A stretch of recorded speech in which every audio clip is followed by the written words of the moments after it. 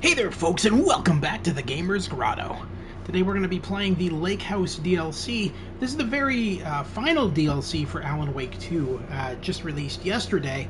So we're going to hop right into this right now and check it out. I've already completed it myself. It's slightly longer than the Night Springs DLC, but then again, I suppose if you put all 3 episodes of the Night Springs DLC together, you'd probably come up with the length of the Lake House DLC. Anyway, let's hop right into this right now. Let's play the Lake House DLC for Alan Wake 2 on the PS5.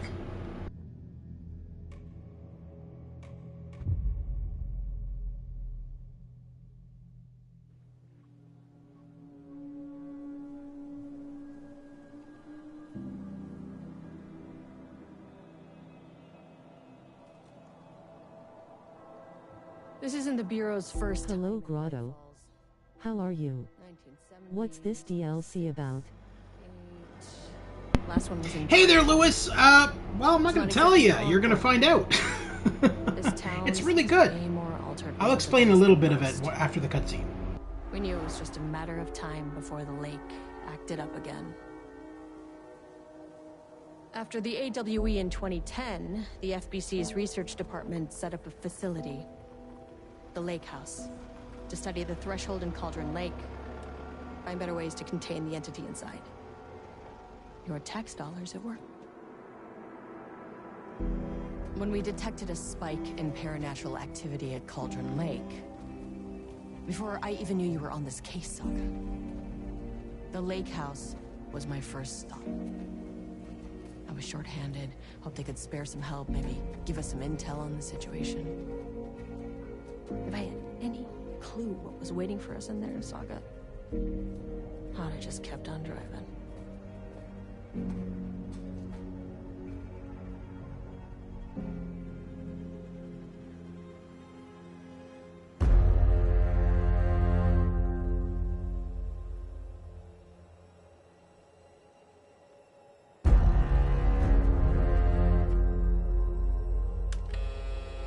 This is Agent Kiran Estevez responding to an AWE alert in the vicinity. I need to speak with the Marmons.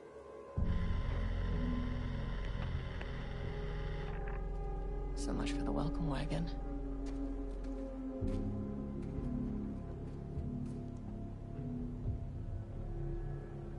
You all set up the perimeter. We're on the Threshold's doorstep, so keep your eyes peeled. Yes, ma'am.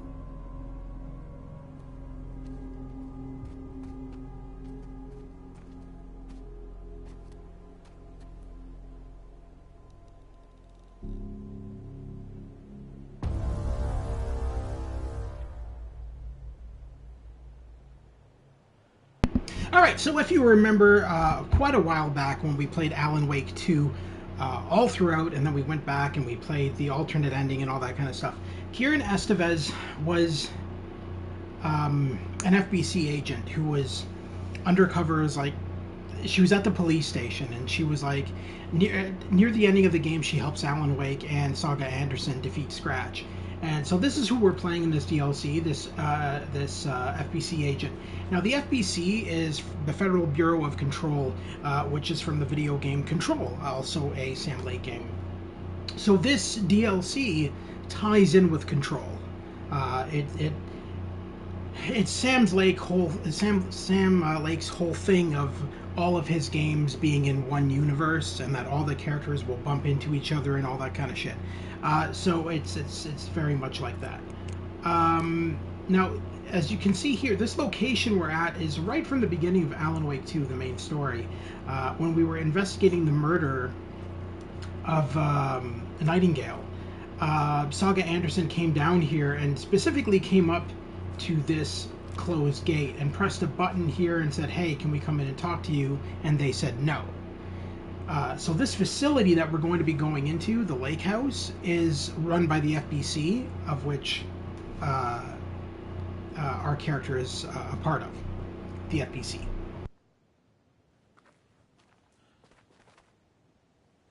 Agent Kiran Estevez, requesting entry.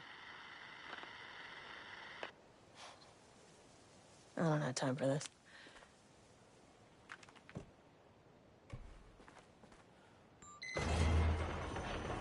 This shouldn't take long, okay? You see anything, radio me. Roger that.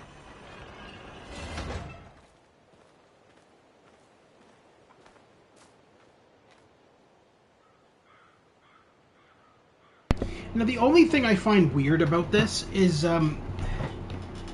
unless they fixed it in an update, with the update, but originally when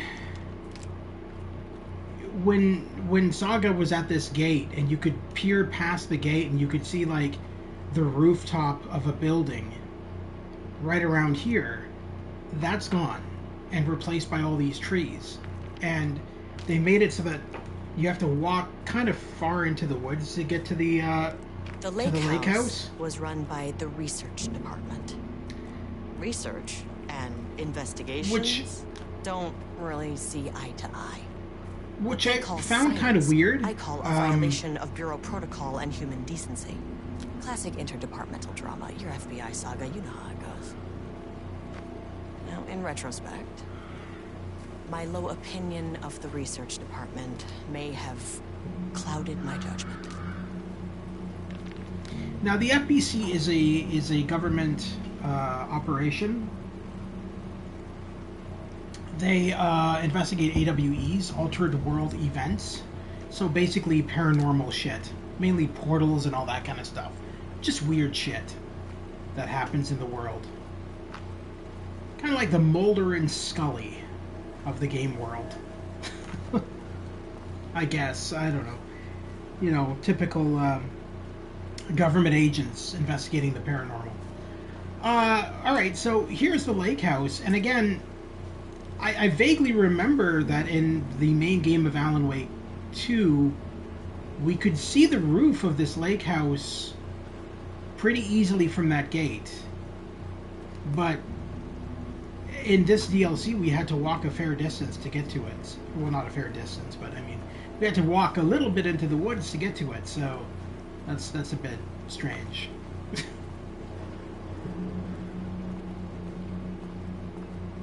Also, that roof is kind of weird. Unless it's a mountain behind the building.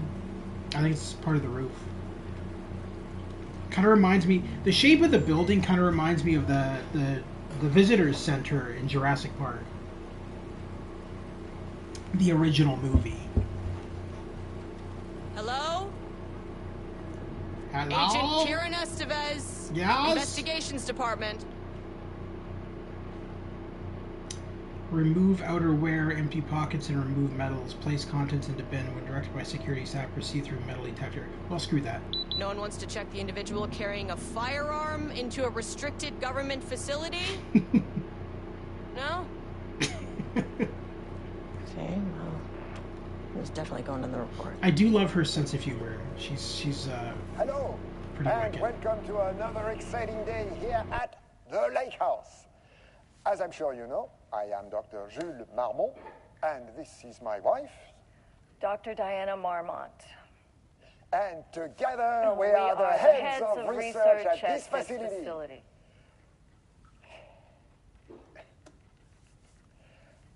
We want to thank you all for helping us break new ground in our study of Cauldron Lake. That's right, Jules. But don't let our exciting work in threshold regulation and dimensional coupling keep you from observing the proper safety protocols. You said it, Diana. We run a tight ship here at the Lake House. So, always remember the 3 S's. Safety, security, and censorship. It's a C. It's a C. Why, that is the joke, Diana. Well, it's a stupid fuck. Wonderful joke, Jules. We'll see you down there. It's a stupid fight. It's a wonderful joke.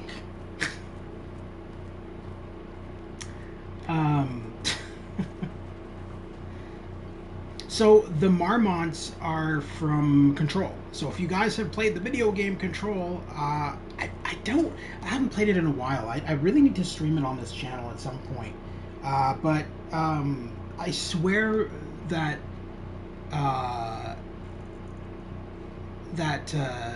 the Marmonts are in that game. I'm Pretty sure they are. Or at least mentioned in the game. Alright, so the very first thing we need to do is get into that elevator. Now the problem is we need a pass key to get into that elevator. The pass key is behind this door, which of course is locked. So our next thing to do is to find a way into that door. Now we do that by going straight up here into this office. Dr. Marmont's not here. Very observant. I don't know how you would have figured that out. Could it be because nobody was in the office?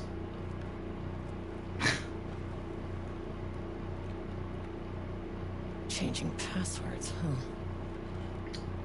From Security and Technical Support Division to all departments. Subject: update to computer password reset policy. Effective September 13th, all computer passwords must be reset daily to address security concerns. We are aware this may be an inconvenient change and lead to difficulty remembering your password. We must all be working on the lower levels. Thank you. I'll need to head down. We recommend using a permanent set of digits as the beginning of the password, followed by numbers that change daily. Try using significant personal dates, coordinates, etc. Do not use birthdays, the current date, phone numbers, etc. Please also remember that for the time being, passwords are not to exceed 6 digits. Thank you for your compliance. Now, I love how they say use personal dates and then they say don't use birthday. It's kind of An experiment. That bodes well. Got a couple more documents here. Research Profile Subject P. Summary. Through extensive testing, the subject has been confirmed to possess an intrinsic paranatural ability that manifests exclusively during the act of painting. The paintings feature scenes or events he would have no knowledge of, even sometimes painting an event before it occurs. This effect has been proven multiple times and has an estimated 40 to 100% success rate. Note, the lack of precision in this range is due to the team's inability to prove that a painting's content will not be realized at some point in the eventual future. Researchers asked to reiterate their hesitance to publish any concrete statements surrounding the subject and his ability at this time, as the nature of the paintings and their paranatural effects have been exceptionally difficult to measure and quantify. Conclusion. The subject is suspected to be a Class 2 parautilitarian, though additional testing will be required to confirm this. At this time, his ability is not believed to be a direct threat to himself or others, and can be controlled. The nature of his ability is to show current or future events via the art he creates, but the extent of this forecasting can not be determined by researchers with any high level of precision. Unlike the art created by Alan Wake, there is no evidence the subject's art is directly manipulating reality via the shadow's energies. And replacement keycard request form. Please fill out the fields below before delivering the form to security. A new keycard will be issued to you once your request is processed. Name, Jules Marmont. Position, co-head of research. Required clearance, the highest one. I forget what it is called. Reason for replacement, my old card went missing. Indicate here if your card was stolen. How would I know if it is stolen or is lost? Why do you not put microchips inside to follow them, if you are so concerned about this? I am the head of research and I expect a new card on my desk by the end of the workday.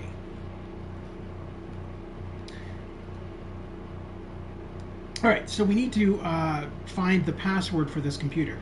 Now this is interesting. This document here hints at what we have to do. So basically what we need to do is we're going to go over here.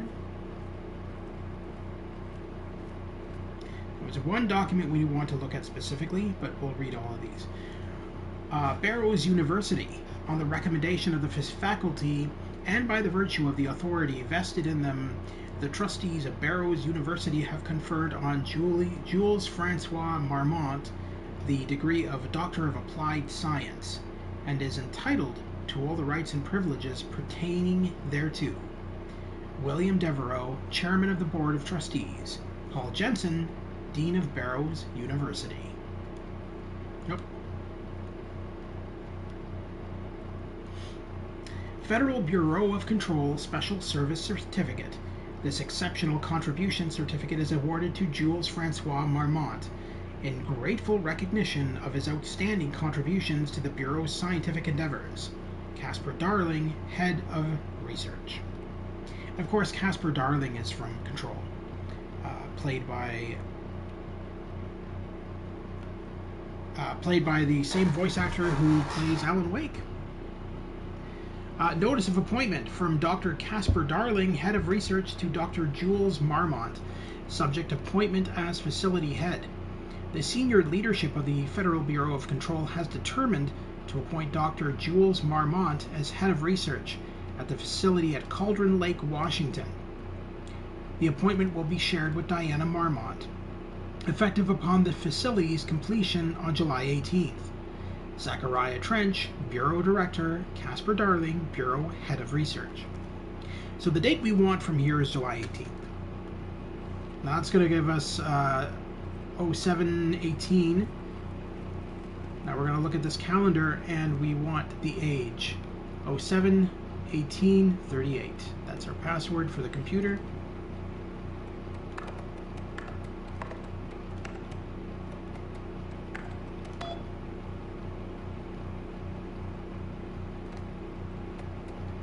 Scroll all the way back to the bottom and read all this.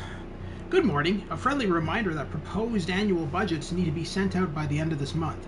Every station is being asked to give a thorough breakdown this year in an effort to find areas where spending could be reduced. Should I book a time for us to speak about this and make a plan? All the best. Harry Kingston, Facility Administrator. I am too busy to attend meetings. Just use the budget from last year, but make sure to specify that a specific percentage of the research budget is to go toward Project Arbutus, so certain individuals won't be tempted to slow down their competition by stealing resources. I apologize for the difficulty my wife is presenting, Harry. I believe she is suggesting that I would take her project's budget, an unfair and preposterous accusation, though I am confident you understand that. I would be happy to meet and discuss the annual budget. It is, of course, the head of research's job to oversee such work. Maybe Diana is no longer up to the task? Sincerely, Dr. Jules Marmont, co-head of research. Go fuck yourself, Jules. Of course, that's from the wife. So, does next Wednesday work? Dr. Marmont, Project Arbutus has officially requested we return the pages. We aren't using them for any work on Project Romnus, and they are shared research material, so can I release them back to Arbutus? Sincerely, Dr. Perry Levine, Senior Researcher. Security reminder. Hello. Please remember to lock your computer before leaving your station for any amount of time. Changing your password daily does not improve our facility's security if you leave your computer open. Thank you. Brian Lopez, IT Specialist. Alright, now let's unlock that door, and now we can get that key card.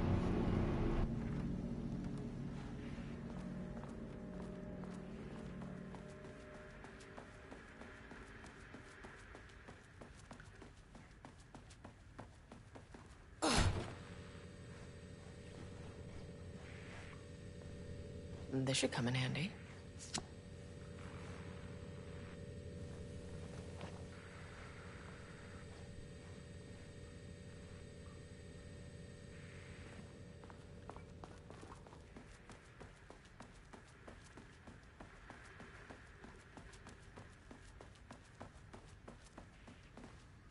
That's handy.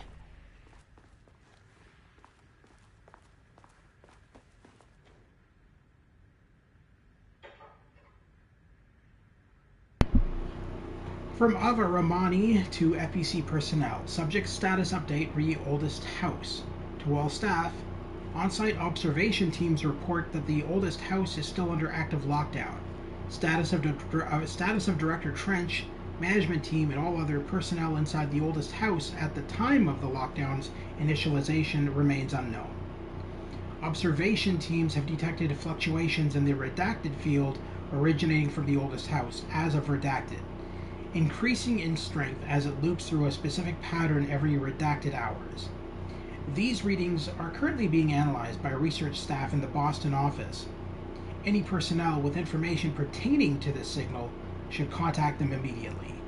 Sincerely, Alva Ramani, Supervisory Agent. That's referencing Control, specifically, where we end up going to the Boston Lake House, and the Boston Old House, and discovering that the place is a mess of paranormal activity. So if any of you who have played Alan Wake 2 have not played Control, I suggest you give it a go. Alan Wake actually makes cameos in Control.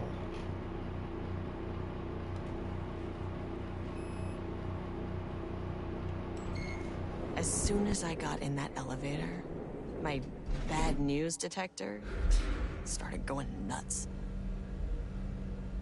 Estevez to team, something's going on in the lake house. I want all nearby agents to... Oh, shit! What's going on?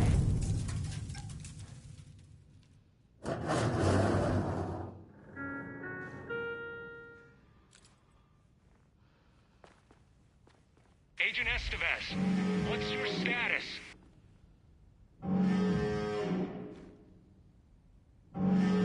Breach detected on sublevel 5. Staff should seek shelter immediately. We have a situation in the lake house. All agents converge on the facility now.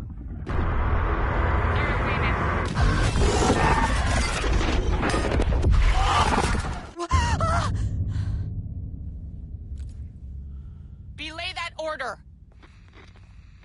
Shit. A threshold event had hit the lake house. Now, it was the Marmont's problem.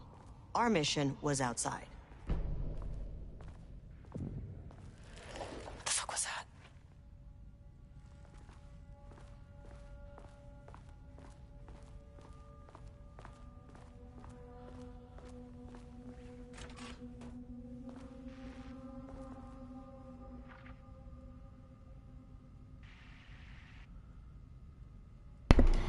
Threshold Linking Experiment Progress Report by Dr. Jules Marmont. The work to create a stable link between our reality and that of the redacted continues. Progress is good, with all teams reporting high confidence that a successful connection will soon be possible. Recent efforts in utilizing the paintings produced by Subject P to adjust reality in such a way that achieves our goals were unsuccessful. However, this result allowed us to discard that avenue of research and focus solely on a much more viable one. Our new hypothesis states that the threshold's energies, and thus its reality-altering effect, are drawn to pieces of art that contain significant level of emotion. This is supported by a clear trend in the data we have gathered over the years. If we can identify and quantify the emotion of an art piece, our work will speed up considerably. Work has already proceeded, with an immediate focus on developing devices capable of measuring the level of emotion in any given piece of art. For now, our research will continue to focus solely on the art produced by Subject P. While no pieces of his have yielded successful results outside of their assistance in discovering the redacted pages, his proven status as a para-utilitarian makes his work the most suitable research material. Refer to file F-2-15-3821 for full report.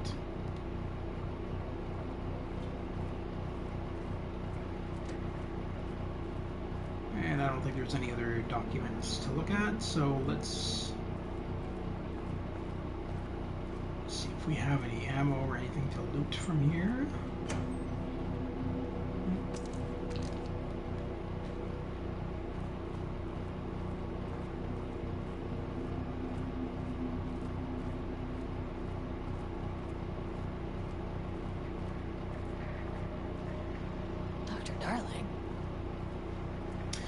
So this is Matthew Peretta, the voice actor for Alan Wake, cameoing as his character from Control, the game Control, Dr. Casper Darling.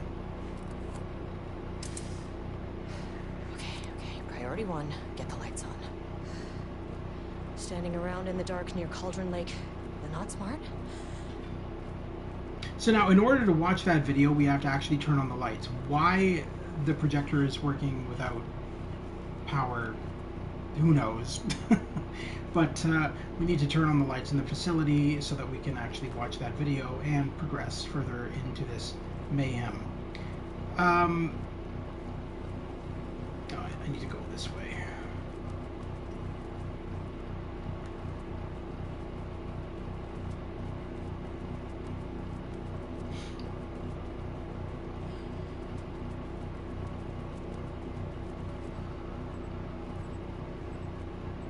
That is not a regulation FBC weapon.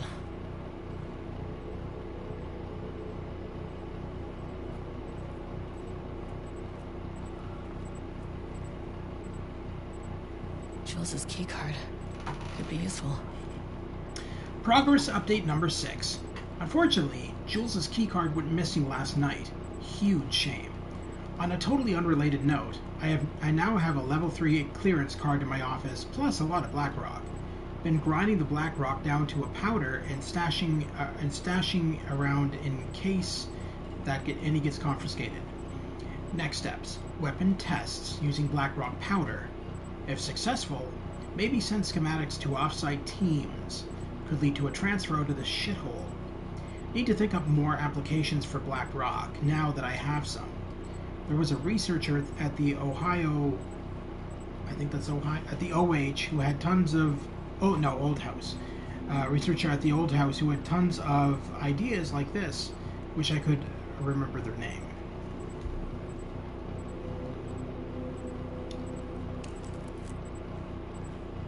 So we're going to need this energy cube. Things lighter. And we're going to take this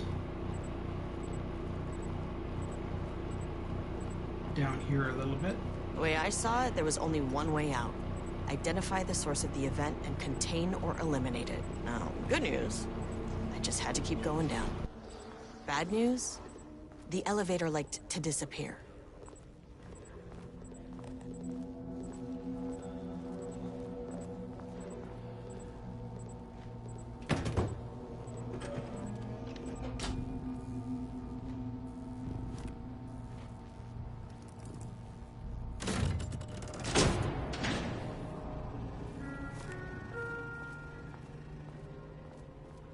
At least the elevator's back.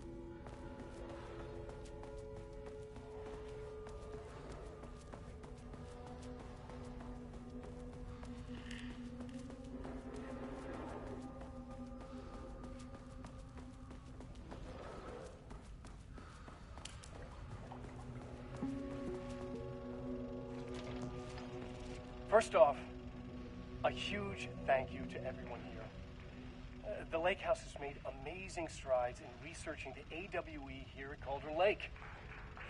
Great work, team. I wanted to come in person so I could check in on the latest work. I won't get in the way. It's not our view, so no reason to be scared. Did you hear that, Doctors Marmot? While I'm here, I want to focus on the relationship between the Shadow and the AWE site below the lake. The theory that the Shadow even originates from the dimension this threshold is tapping into is compelling. Eventually, I want to understand how this dimension manages to convert subjective elements like art into objective reality. What are the constraints of this phenomenon? Can it, say, create altered items or even objects of power simply by manifesting them via a piece of art? These are the things we need to know to accurately classify the Shadow. I mean, that name is not very scientific. I mean, who came up with that? Shadow. So, any and all proposals are welcome. Anything testing art's effect on reality by using the Shadow's energy is preferred. To find answers, we'll first need a lot of data. No wrong answers.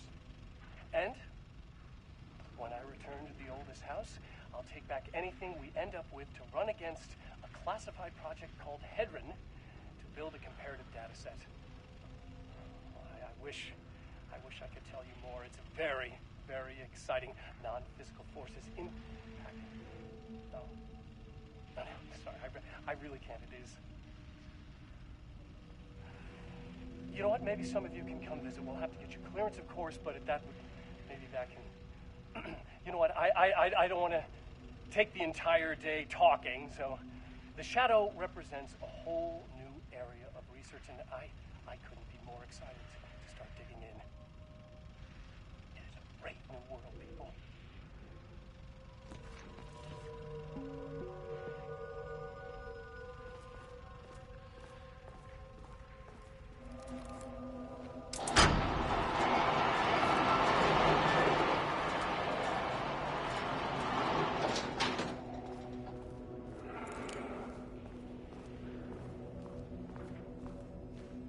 Now here's where we get introduced to the new villain in the Lake House DLC.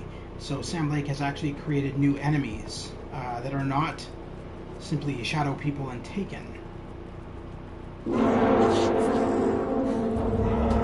If you can understand me, I am an agent of the Federal Bureau of Control. I can assist you if you take no hostile action against me or any action that can be perceived as hostile.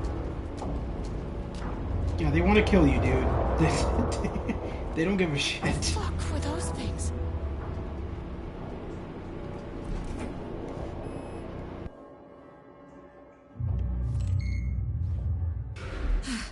Okay, deep breaths. 1, 2, 3, 4, 5, 6. Look, you never really get used to the shit you see in this job, but you can learn techniques to adjust, to function. Take 6 deep breaths, then get to work.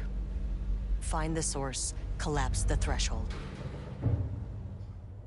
Sir, please hold. Please hold. Now where am I? Hold. Please hold. What is that?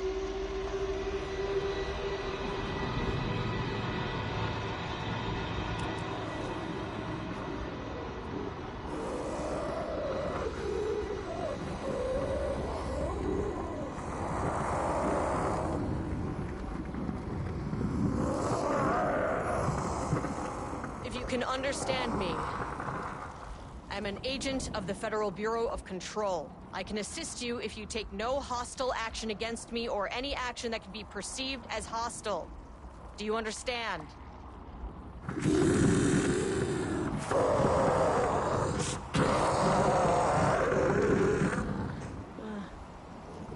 Well, I'll be damned. So what kind of entity are you?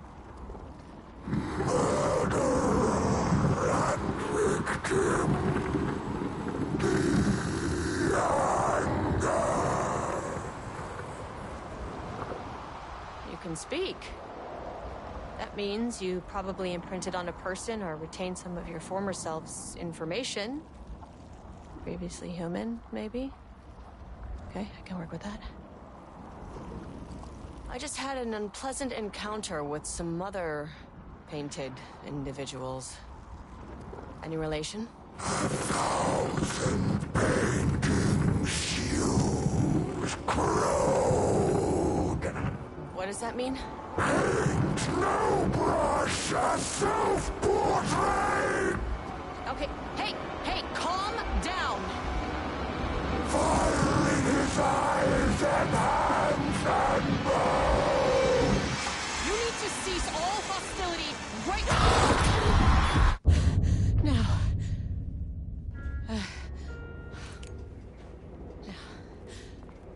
Okay.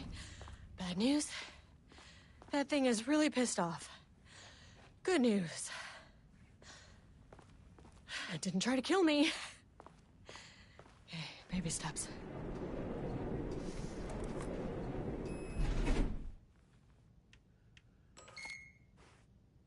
Angry living paintings are not typically on the Cauldron Lake bingo card. Something different was happening at the lake house, and I couldn't let it escape. Bright Falls didn't need this particular cherry on its already shitty sundae.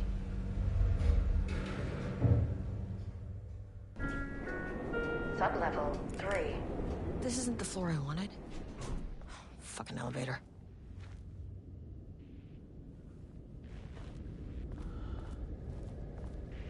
Wish the elevator would stop moving.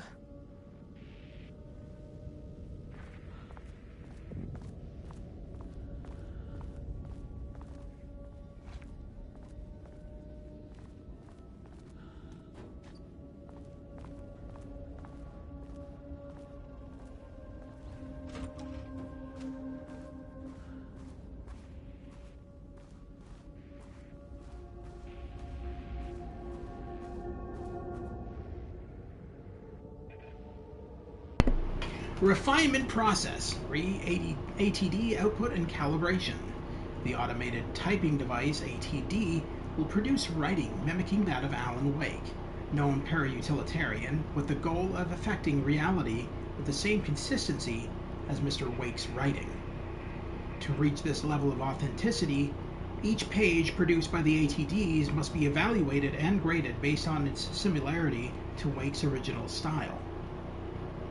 The pages will be graded using the following criteria. 1. Comprehensibility. This is the most basic of criteria. The page must use language and develop stories in an understandable, organic way. 2. Style. The page must accurately mimic the typical style of Wake's writing, using pages in the lake house's possession as reference. 3. Tone. The page must accurately mimic the typical tone of Wake's writing, using pages in the lake house's possession as reference. 4. Content. The page must accurately mimic the typical content of Wake's writing, using pages in the lake house's possession as reference. Once pages are graded, they will be fed into the algorithm as preferred reference material, thus continuously refining the writing produced by the ATDs until they can produce near identical stories to Alan Wake. Once that is achieved, we will provide instructions to the ATD on what to write, effectively gaining control of Wake's ability to link with the Shadow's power. That seems like a terrible idea, by the way. So basically what you're doing is you're having AI art, basically, or not AI art, AI. You're basically having AI generate Alan Wake's work. That can't possibly go wrong. That's the worst thing you could possibly do. Rudolph Lane stood back from the canvas. He didn't recognize the piece. Did he paint this? His mind was foggy, unfocused. He knew the Marmonts were putting something in his food. A man in a white coat came to steer Lane back to his cell. He did not resist. He was too tired. He lay on the bed, but the stench in his cell wouldn't let him sleep. An acid stink. The turpentine. The paint. It was all over him. Years of it. 1,000 paintings. 1,000 more to come. A putrid weight he could never wash away. Cold hate simmered below the mist clogging his thoughts. Hatred for the paint. Hatred for the brushes. For the Marmonts. For himself. Words per sentence, max 12, minimum 1, average 6.71. Is co-heads 1 word or 2. Style, contains dialogue, clipped phrasing, third person omniscient, broad timeline. Story concepts, Marmonts, Diana and Jules, FBC Lake House, conflict, and water dark. page. Diana and Jules Marmont had once been a team. Rising stars in the Bureau, both talented in their own way. Diana innovated and Jules got funding from the bureaucrats. Cooperation led to respect. Connection. Then after a decade of hard work, the happy couple were promoted. Co-heads of research. Their first years at the Lake House were good. Challenging, but not insurmountable. Not for them. Gradually, thoughts fell into their heads like drops of dark water. Why does she get all the credit? Why does he get any credit? With that, a crack formed in the Lake House. The Marmonts and their work became arrogant, erratic. The crack widened and the water seeped in.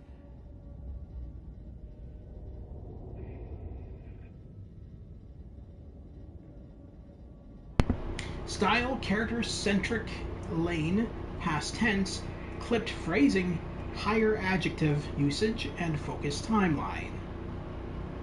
Story concepts: Rudolph Lane, paint, odor, Marmonts, and hate and conflict.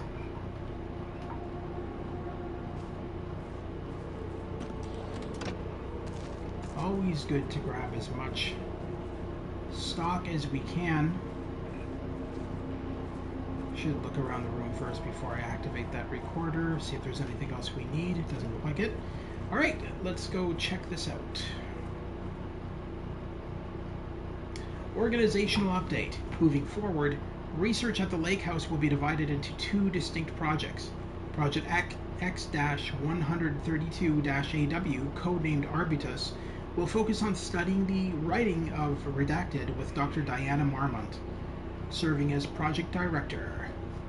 Project C-43210-RL, codenamed Romnus, will focus on studying Redacted and his work with Dr. Jules Marmont, serving as project director. Staff will soon be notified regarding their project assignment and any required desk changes. Your patience is requested during this reorganization. This is a confidential facility matter and is not to be discussed with external agents or teams. If you have any questions, please contact me directly. Signed, Harry Kingston, Facility Administrator. Alright, let's look at that. Let's check out this tape recorder. September 12, 2023. Notes regarding a page of an Alan Wake manuscript I found in the archives. I checked the records, and this page is not in our inventory. I believe it manifested inside the Lake House directly. I won't be filing this page. It'll just send Jules into a panic. The page is written in Wake's usual style, so I can't say for certain if it's being literal or figurative when it calls us monsters. But what's interesting is that the page indicates that a painting succeeded in linking Cauldron Lake's threshold with our facility. Writing has always been the clearly superior avenue of research, but I never considered that the writing itself would dictate a different art form as the catalyst for our success. I cannot accept that. I can't allow Jules to stumble his way into success. Not after the years of work I put into this research. I got word yesterday that 2 writers are visiting Bright Falls. I will beat Jules to the finish line. So the 2 writers she is referring to is from Alan Wake 2, like the main game, and that's the 2 I can't remember their names, the boyfriend and girlfriend, the black couple at the beginning of the game that Saga Anderson interrogates in the Oh Dear Diner. The ones who witnessed the murder of Nightingale. They came to Bright Falls to write a story on Alan Wake and his disappearance. And I'm assuming that at some point when they were exploring the Bright Falls woods, they stumbled upon the Federal Bureau of Control location and were probably captured and interrogated, is my thought, or used for God only knows what. Alright, looks like we got another projector here, so let's check this out. There was a crack in the lake house. The Marmonts had let the lake in, but the water could not flow. It became trapped, stagnant, went bad. The truth was controlled here. The art was not art, just content for the experiment.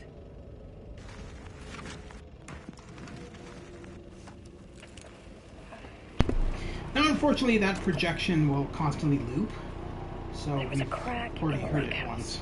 The Marmonts had let the lake in, but the water... Project Arbitus. Initial findings report re Edward Franklin Booker. Born in New York, New York, currently resides in New York, New York. Married to Tamitha Booker. Tamitha Booker. That's... Here we go, actually. This is who I was thinking of. The Bookers. Tammy Booker and, I can't remember his name. There was a crack in the lake house. The Marmonts had let the lake in. Eddie, yeah, but that's the water right. could not flow. No known children or dependents. No paracriminal affiliations found. Located in Bright Falls, Washington as of 09/10/2023. Just content for the experiment. Project Arbitus. Initial findings report read Tamitha Madison Booker. Born in Atlanta, Georgia, currently resides in New York, New York. Married to Edward Franklin Booker. No known children or dependents. No paracriminal affiliations found. Located in Bright Falls, Washington as of 09/10/2023. Just content for the experiment. So, yeah, that goes with my hypothesis that they were taken in by the FBC. Because guaranteed after Saga Anderson questioned them at the Oh Dear Diner, they went back into the forest. There's no doubt in my mind that because they don't listen. They seem like the kind of people who wouldn't listen to authority figures at all. We got nothing. Yay! That was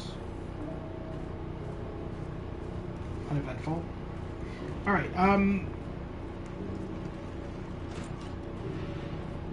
Typewriters. Please don't let this be what I think it is. As you know by now, typewriters and Cauldron Lake do not mix. And a room full of them all clacking away. Hello, Grotto. How are you? What's this DLC about? Hey there, folks. I just want to apologize for my bot repeating old text. It sometimes happens. I apologize. So these are the typewriters that they talked about in that note that are writing...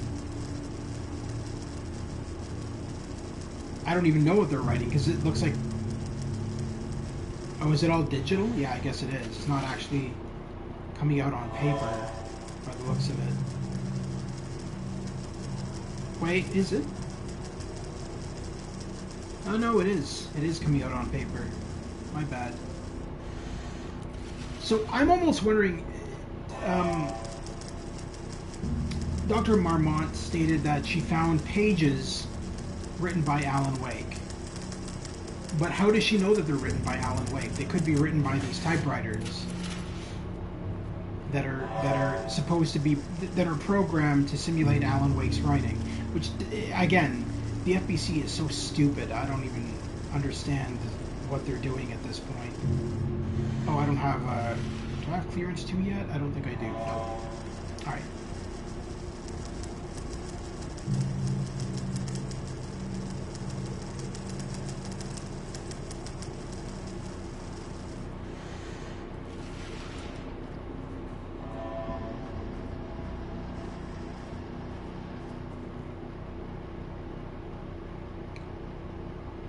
Research notes read content of Wake manuscript.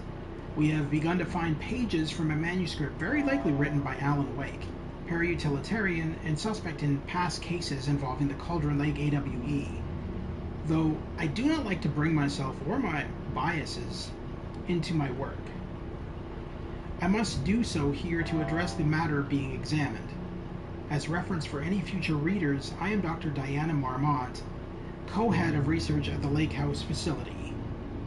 The page we recently found summarizes my life with Jules Marmont, husband, and co-researcher. It has turned us into characters for its story, making generalizations and assumptions that I must attempt to evaluate without emotion or prejudice. The accuracy of the writing is intriguing.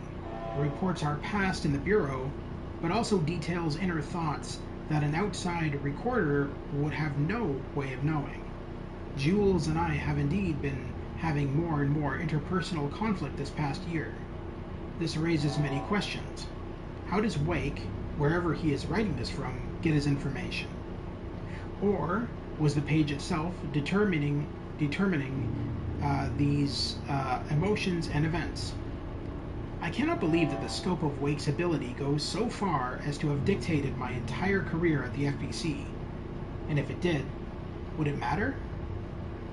Even if a person knew their life was being driven by an external force, would it change their nature, their behavior, their personality? My disagreements with Jules are not sudden shifts in personality, but rather a growing resentment. I firmly believe that, though I have no evidence to prove it, which brings me to a new research query for our team. What methodology can one use to prove that their actions, their mind, their love, or animosity are theirs to control? And we got another recorder. March 7th, 2018. Notes regarding Dr. Emil Hartman, founder of the Cauldron Lake Lodge, where he manipulated artists in an attempt to control the power of the Shadow. I've gone through his notes, which were confiscated by the Bureau after his arrest in 2010. Overall, Hartman's work was sloppy. Complete disregard for proper scientific method. But he was bold enough to try something we haven't. Our procedural writing machines are promising, but we could understand the effects of Cauldron Lake's threshold much better by observing live artists in action. Thanks to Hartman, we even have a list of prospects. Next step is to send Dr. Darling a request to bring some into the lake house for analysis. So, Dr. Emil Hartman was from the first Alan Wake game. He was the psychologist who Alan Wake's wife sends him to when he ends up going to Bright Falls on vacation with his wife. And then shit goes bad. So presumably Dr. Hartman was killed, but apparently not. Apparently he was arrested.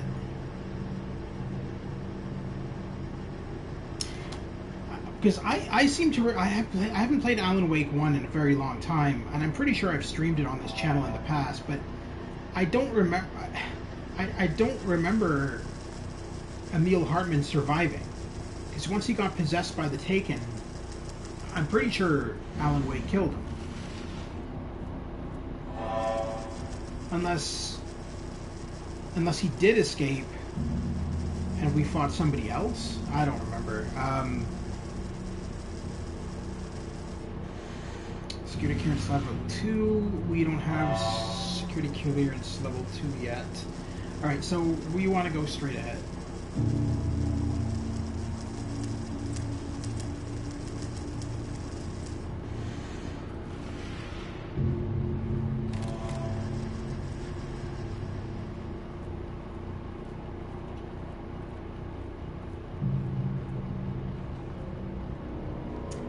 Well, somebody's having fun with painting. Bob Ross, are you here?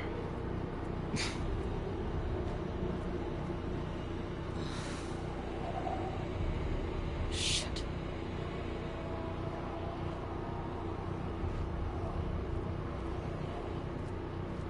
I can never say no to extra firepower.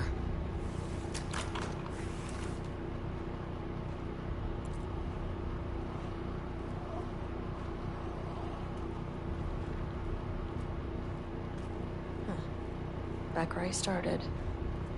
Spatial recurrence. Usually observes the law of 3. This contrived overlap rebounded on itself, compressing, compounding, reflecting, and refracting. An urban legend and a murder in constant imbalance. Cause and effect hopelessly tangled. arranged wrong, the dream logic flawed, the feedback loop doubled and redoubled, out of control. The pressure kept building, looking for release.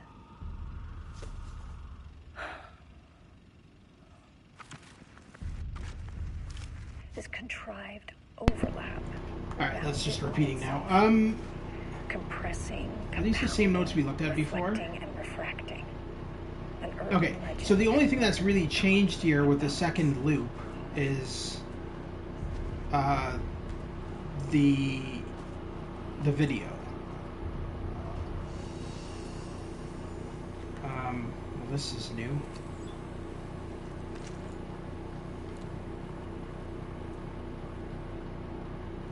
Okay, so yeah, so the only thing that really changes is the video.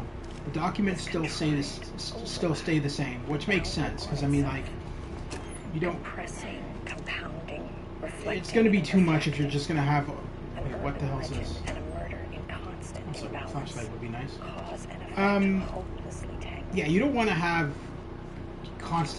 the player constantly looking for documents with every loop. That would just be crazy. Shadow is here. Oh, the Taken.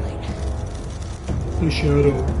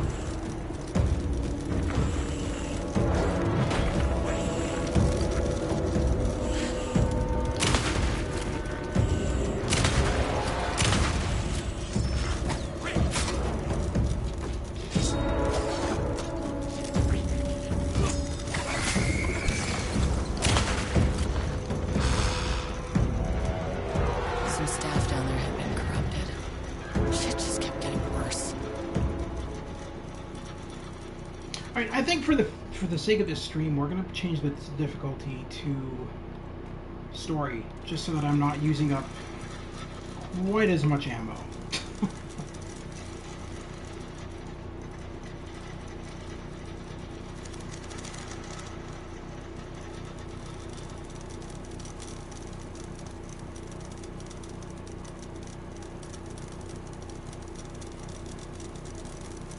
Damn, that shotgun ripped that dude to pieces. That's crazy. Alright, I still don't think we have yet. We still have a security clearance one. Do we want to go around the loop one more time? Was that something I could pick up? No. Alright.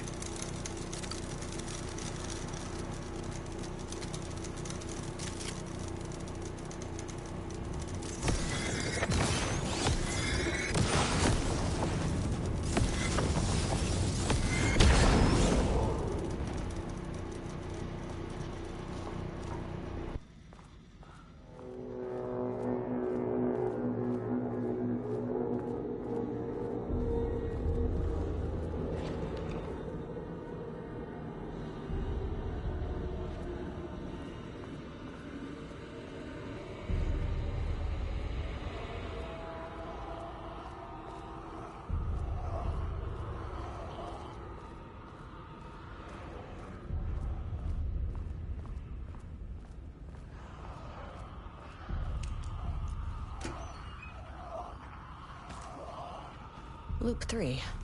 Should be the last one. I keep coming back to this page. The author's clearly awake. It's like he's warning us. But about what? I mean, what does it mean? This page scared Jules away from the work on Wake's writing. The coward can't stand risk. But science is risk. For me, this is proof that we are going in the right direction.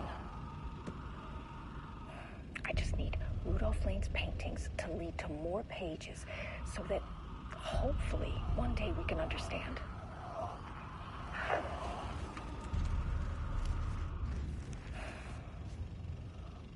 I keep coming back to this page. The author's clearly awake. Alright, and that's looping again, so But about what? let's quickly check out the safe room, see if there's any more ammo crates in here. Looks like there's one here.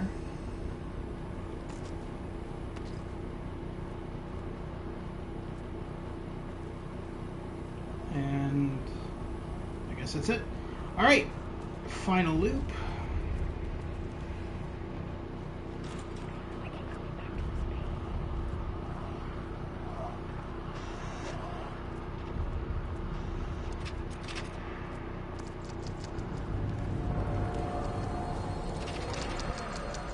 What is that?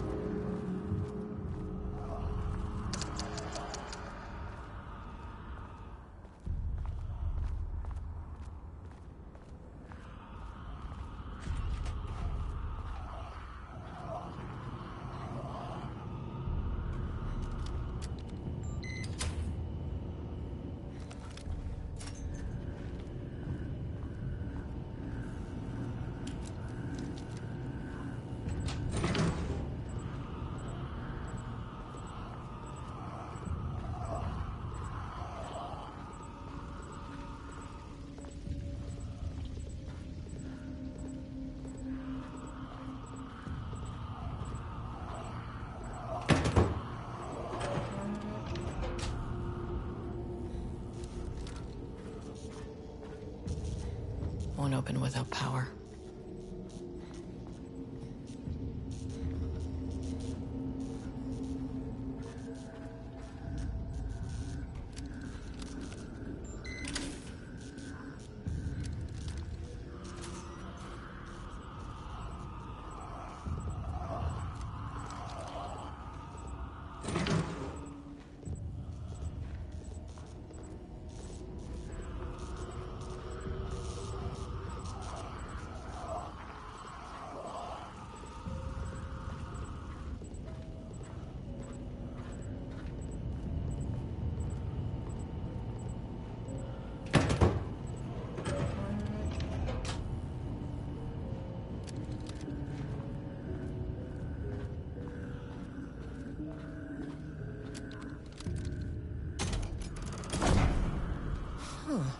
Controllable shifting phenomena.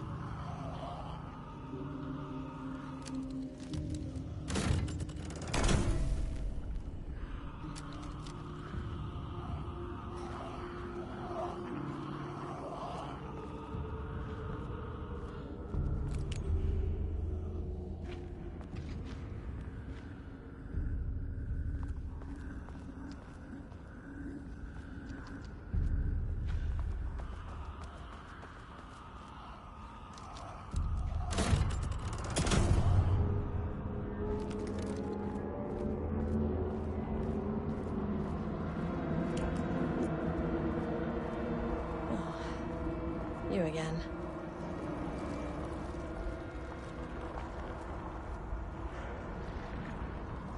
Alan Wake's writing is being studied here. Do you know anything about him? Names don't matter. 1,000 more to come. They say clear communication is the key to any relationship. You and I have some work to do there. Yeah. Just a bit, yeah. Yeah. What happened to you? Did the people here do this to you? Marmots clogging his head.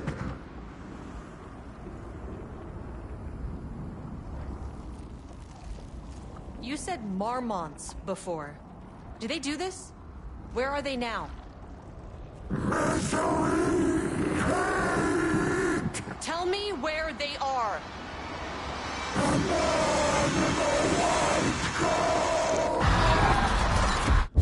Christ. It's fixated on the marmots. What did they do? Hello, Grotto. How are you? What's this DLC about?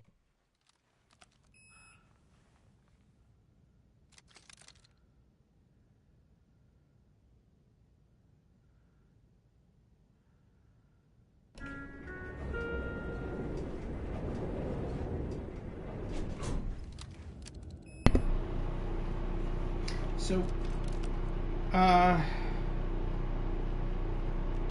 we want to go back to level 2. A threshold is the connection between a Oh no, that's right. We didn't get to level 2 last now, time. Now, they all have their own We ended up at rules, level strange 3. As they are, but the yeah, so we want to go to went, level 2.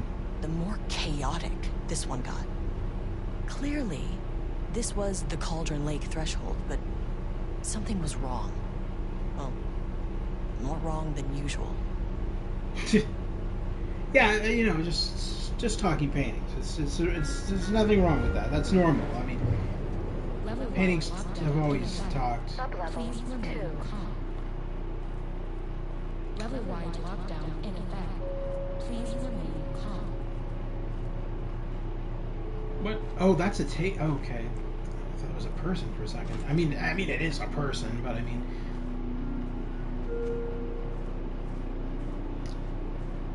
Hello, Mr. Taken. Won't open while the floor's on lockdown. Makes sense. I'll come back for you guys later.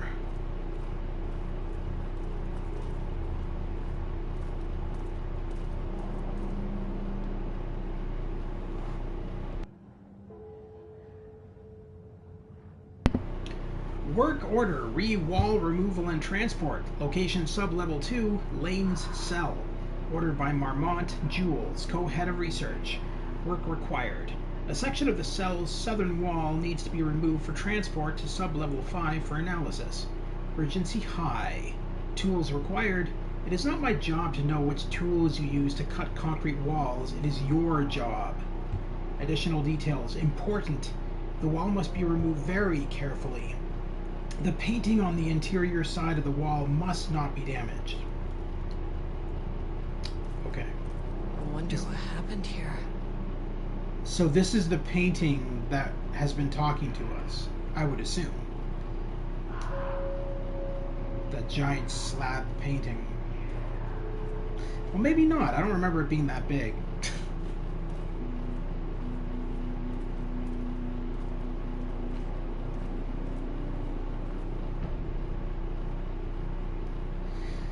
Date redacted, Project Raumus. Subject condition report re-redacted, background information. Rudolph Lane, subject P, has shown a decline in redacted over the past several months. Initially, this redacted presented as an increase in resistance, frequently declining requests at work. However, given time and pressure, subject would always relent. Subject's attitude toward art has also undergone a change recently. He is disinterested in his work, quickly becoming frustrated and sometimes even damaging or destroying the piece before it is completed. In the past few months, his work has become much more abstract, no longer showing true-to-life subjects or landscapes, but rather conceptual art that is much harder to define or categorize. Whether this sudden interest in abstraction was a form of rebellion, a consequence of growing redacted, or a source of genuine artistic interest is unknown. Oh, might as well read this one first. Current situation. As of yesterday, subject refuses to touch his supplies. He claims he will not paint anymore and wishes to leave. The subject's refusal has effectively halted all research. While the team can continue to run tests on the backlog of paintings, they estimate that there is little new information to gain. The subject must continue to paint if work is to proceed. However, the team is concerned that convincing the subject with force or coercion may only entrench him further in his position. Action to be taken. Dr. Jules Marmont, co-head of research and project lead, has suggested that a high dose of redacted be introduced to the subject's food to cure his redacted. If the subject's attitude does not improve, the low doses of redacted will be introduced in order to improve his compliance. I can't paint anymore.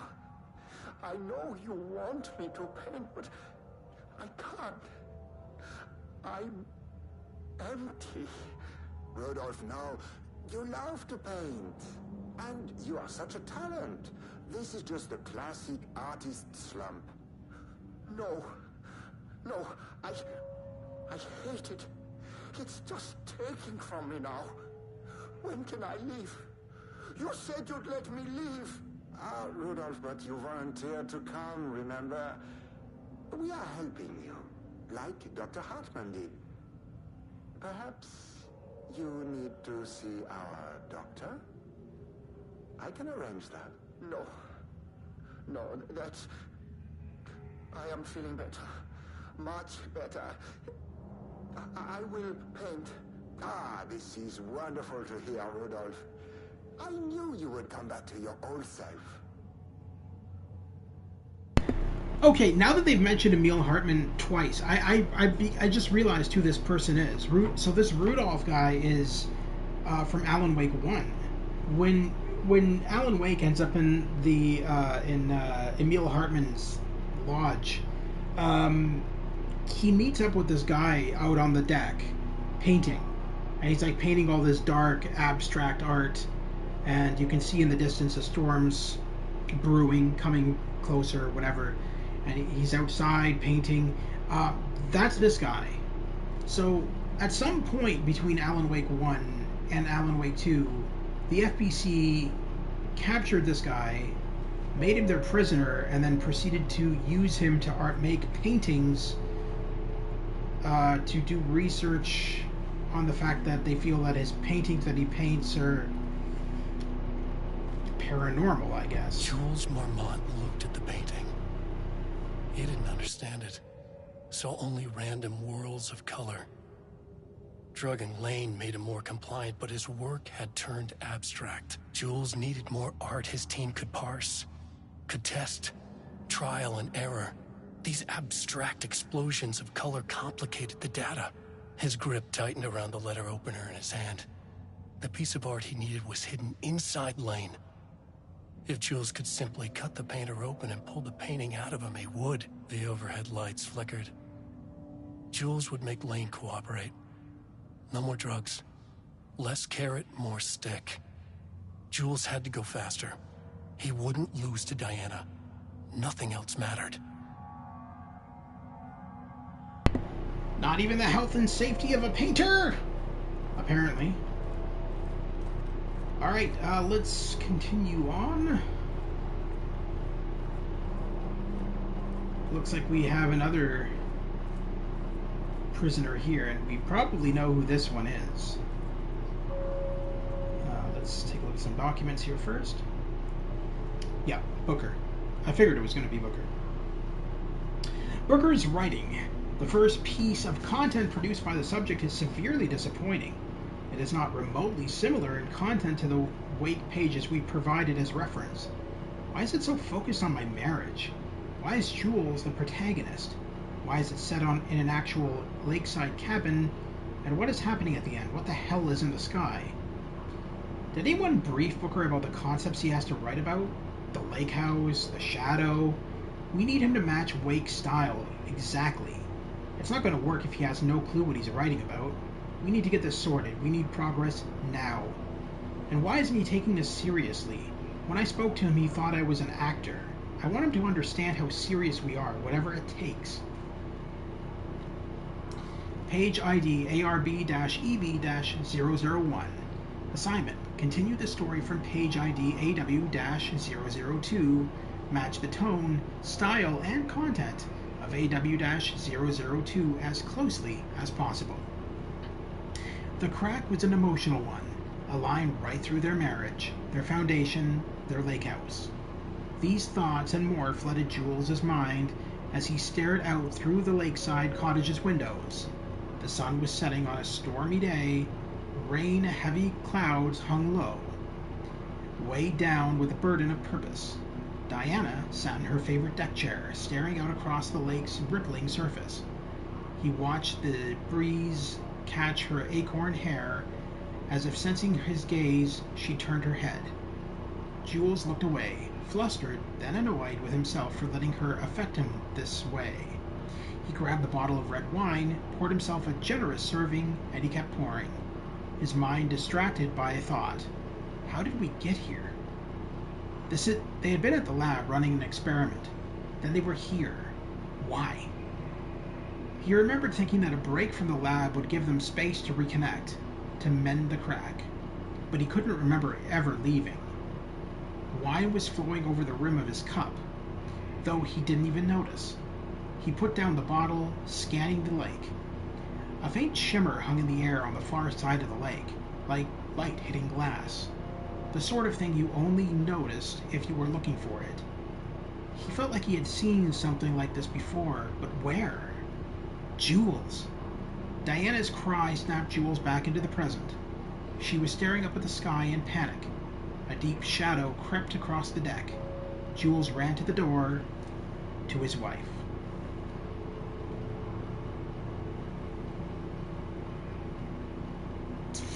Ooh, a password. Interesting, very interesting. What is this password, I wonder?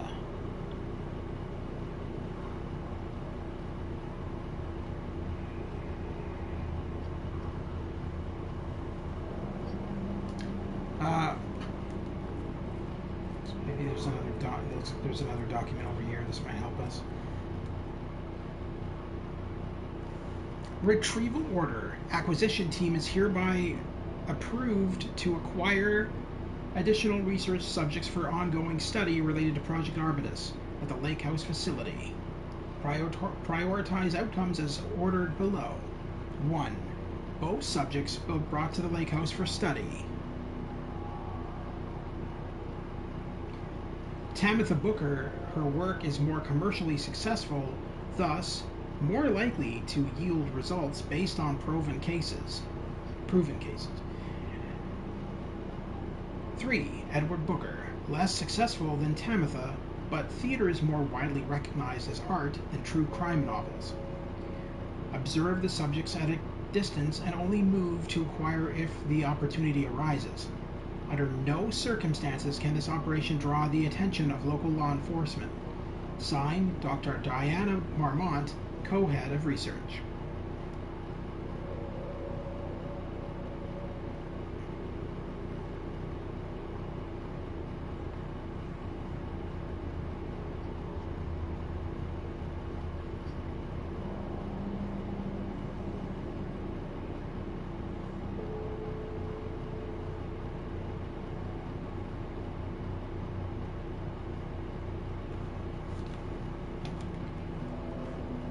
Let's go back to this computer for a sec. Oh, it really? That was stupid. Okay. Hello! Please remember to lock your computer before leaving your station for any amount of time. Changing your password daily does not improve our facility's security if you leave your computer open. Thank you. Brian Lopez, IT Specialist. Sensitivity Reminder. Hello. A gentle reminder that nutter allergies are a serious health issue, and making light of them is not appropriate workplace behavior for anyone of any seniority level. Bringing nuts to the office is a health risk and should be avoided for everyone's safety. Thank you. Harry Kingston, Facility Administrator. Pi Day. To celebrate the arrival of fall, I have brought a variety of seasonal pies from that local diner you all seem to love so much. The members of Project Romnus can come enjoy them in the lobby near my office. All other staff should visit the other Dr. Marmont's office to see if she brought pie. Also, despite the ridiculous dramatics of last year, I have purchased the delicious pecan-filled pies. Happy fall, Dr. Jules Marmont, co-head of research.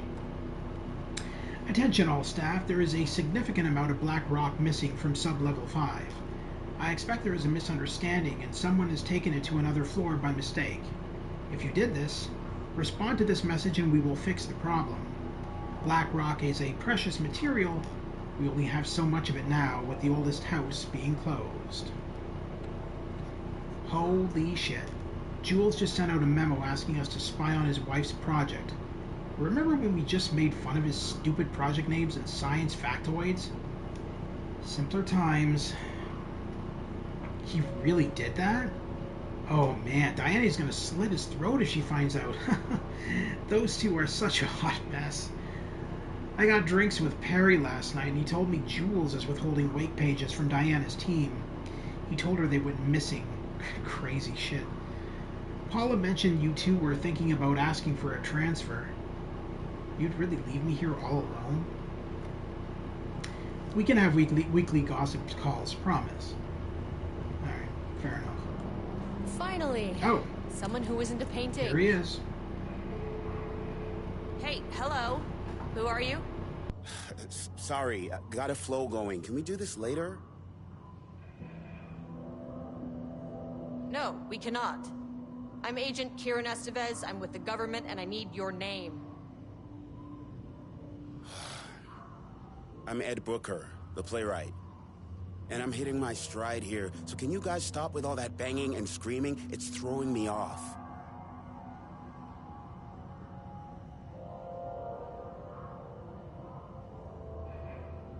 What are you even doing? What are you writing? Well, after you all abducted me in the woods, I've been working on this manuscript you gave me because you need it for some experiment or something. I kind of forget the premise. But, you know, I've had this block lately, and filling in the gaps of this story has really loosened me up. Copying the style is a nice constraint, but I still have lots of room to play. It's a solid creative exercise. Where do you think you are right now? In an immersive writing workshop. Well, bad news, it's not a writing workshop. Good news, it's not a writing workshop. Right. It's a government facility studying the power of creativity. There you go. You figured it out. Yeah, that's exactly what it is. Look around you. How is this a workshop? You have to stay in character. I get that. I'm in the theater business too. And look, the sets, the costumes, all great in that, you know, campy, 70s sci-fi kind of way. But you could dial down the role-playing like 15, 20%. Just some professional advice. Sir, whether you are aware of it or not, there is a situation here. I need you to stay in your cell until I can resolve the matter, okay? Uh-huh, got it. Hey, no one's been around with food for a while. I could go for some dinner when you have a second. Oh, and can I get my phone back? I want to call my wife. I don't know how Tammy found you guys, but she killed it. 5 stars all around. Yeah, I'll get right on that. Okay, so he literally still thinks he's in a creative writing class.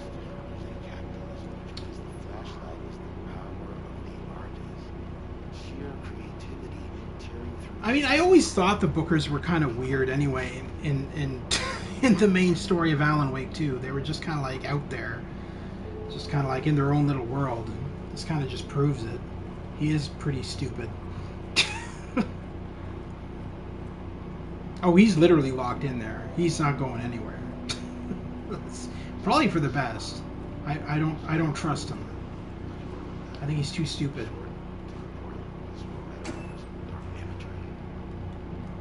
Oh, good. At least there's something in here. Not much, but something's better than nothing. Have we been... No, we haven't been this way yet. All right.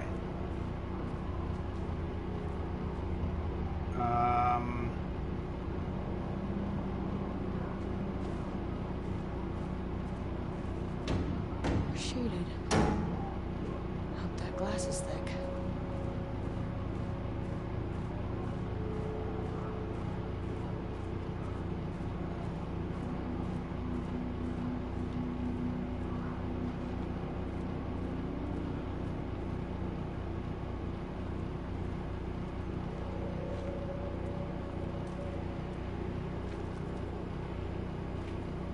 Actually, I don't think there's anything down this way. So let's go the opposite way here.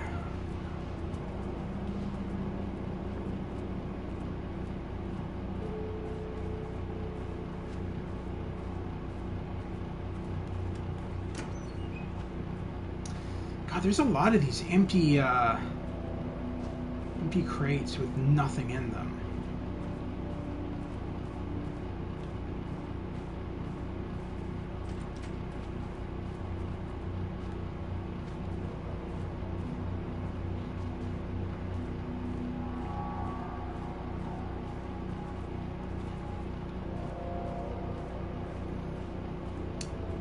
We have clearance level 2. Shit, we don't have clearance level 2 yet? Oh, now we do. A higher access card. Sorry, but I need this. Alright, looks like the Taken got out. The one that was banging away on the door.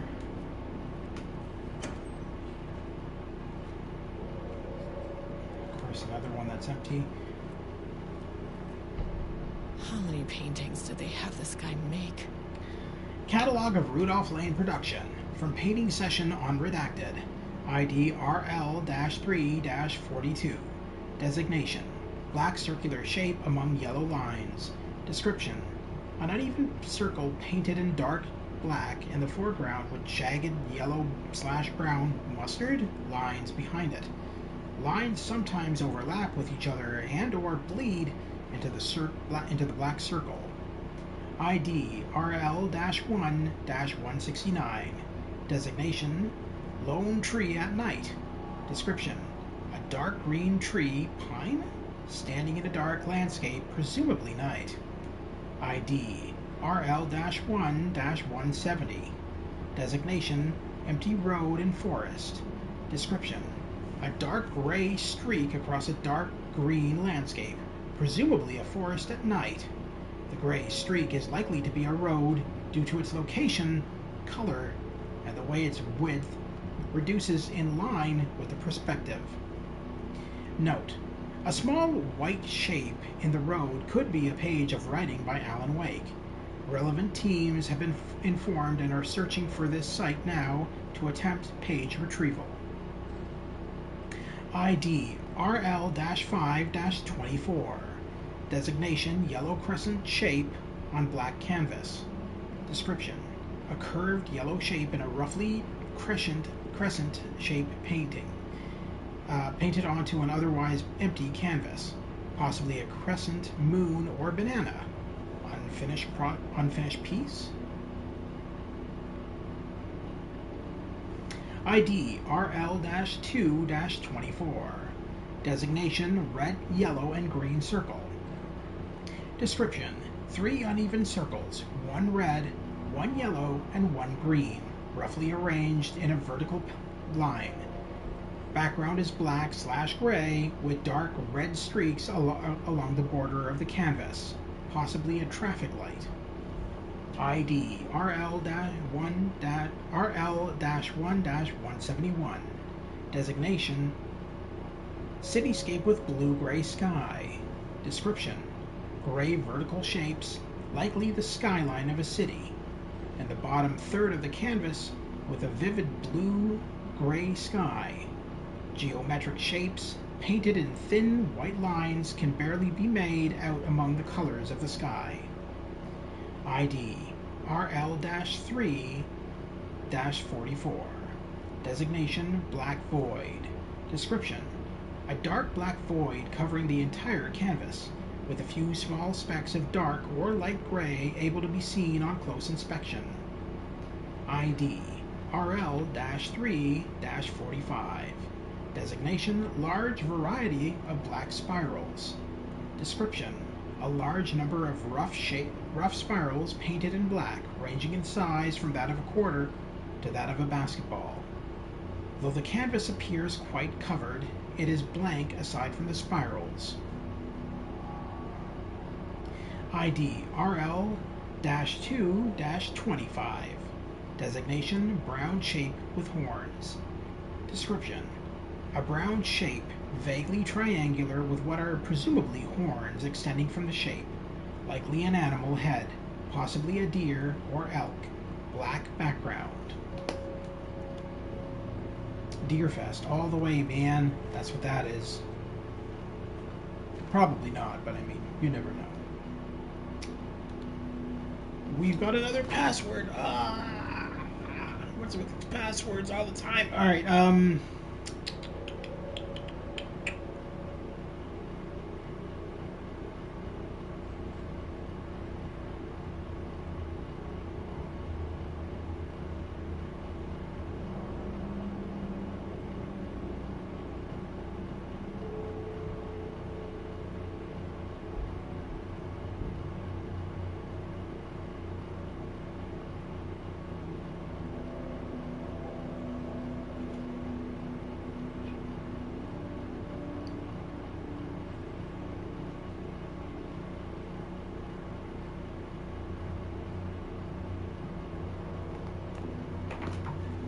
Okay.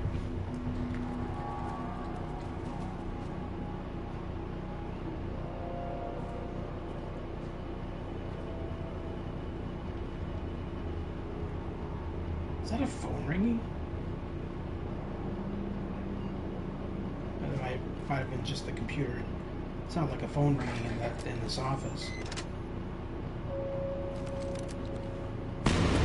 Oh! Hello. Goodbye.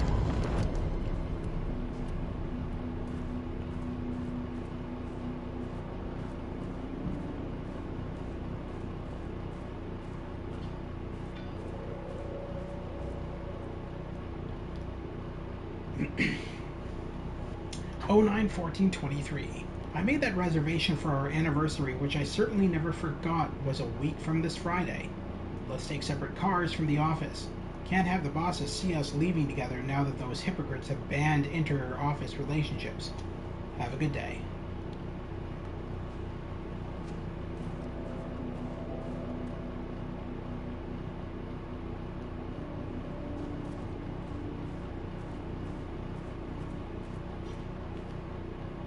Nope. Wait, is there another document that was highlighted? No, alright. Computer it is. Trisha update. I just found out what happened to Trisha. Jules fucking fired her. I knew it. She was way too vocal in last week's all-hands meeting. She had valid concerns. That man is a tyrant. Speaking up about safety is no reason to fire someone. Password policy. Can you believe this new password policy? What security concerns are they even talking about? We're a fenced-off government bunker in the middle of nowhere. I think they're getting paranoid. Anyway, I set the security terminal's new password like the memo suggested. Our anniversary is the base numbers, then black void. Yeah, the Marms are losing it. Big surprise. I bet Diana set Jules's background to a big old turd or something. Once again, making their shitty marriage everyone else's problem. The password you sent didn't work. Black Void is 44, right? From the list of Lane's paintings? I need to get in, or this is going to be a total waste of a Wednesday. 44 is right, yeah. So I guess you're telling me you don't know when our anniversary is? Well, good luck with that. Today's password is the date of our special unforgettable anniversary plus brown shape with horns. Love you. I maintain that seeing a movie together does not begin a relationship. Okay, so the password. Special unforgettable anniversary plus brown sheep with horns. Okay, so...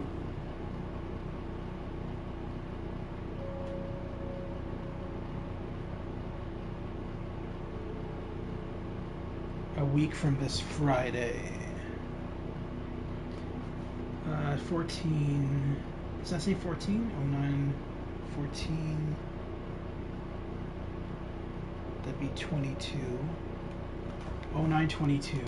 And then...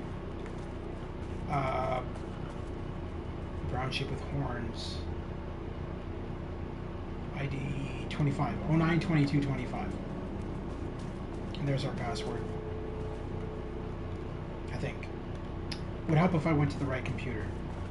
Jesus. Okay.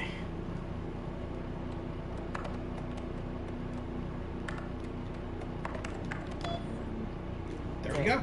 Perfect. Without HQ, more situations like this are gonna fall through the cracks. I'm glad someone here stood up to him.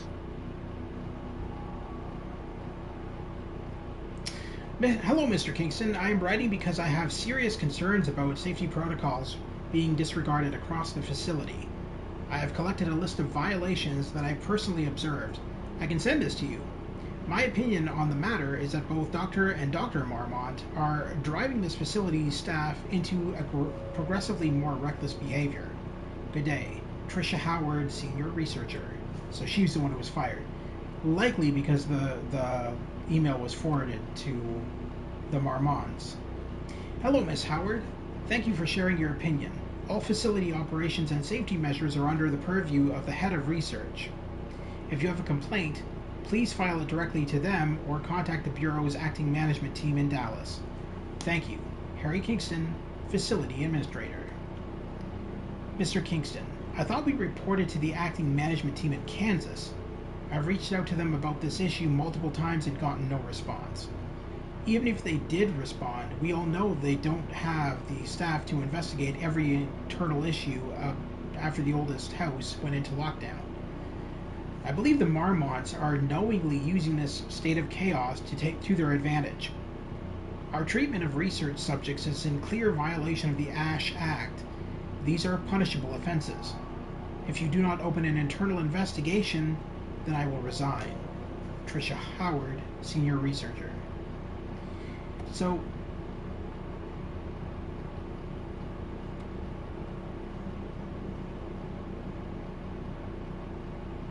if she, yeah, so the head of research in this facility is Diana Marmont. So if she were to send out an email to like an outside party, it would have been forwarded to Diana Marmont. So that's how she got fired. She's an idiot. All right, let's deactivate this lockdown. Lockdown lifted. You are now safe to resume working. I'm not safe. There's about 1,000 taken out. Estevez, come in. Facility. Sub-level 1. You copy? No. Turn back. Area is extremely hostile. Fucking radios. They're on floor 1. I'll need help.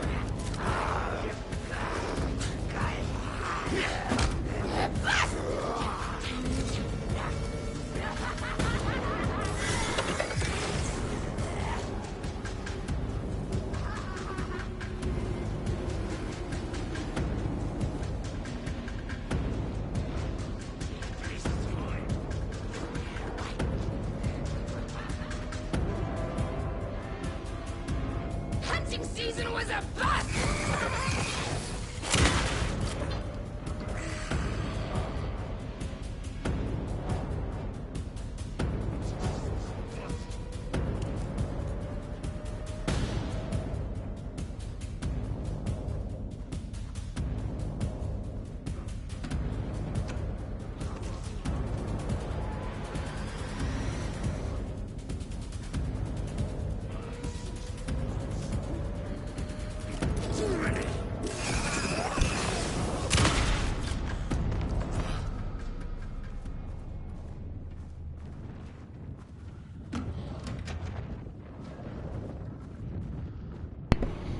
Another empty drawer! Ah! There's so many of them.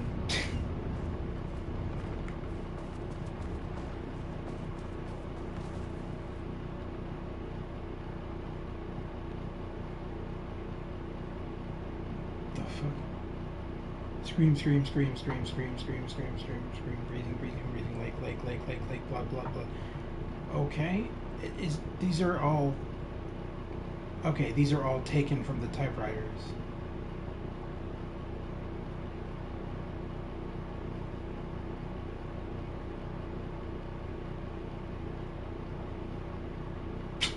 These are terrible. These don't sound like Alan Wake at all. A dark figure emerged from the darkness, facing the darkness with dark intent. A dark knife glinted in the dark darkly. Dark like the dark eye of a dark raven, dark feathers rustling in the dark night sky. No moon. The moon has been eaten by the dark. The dark drank it, and the sun... Okay.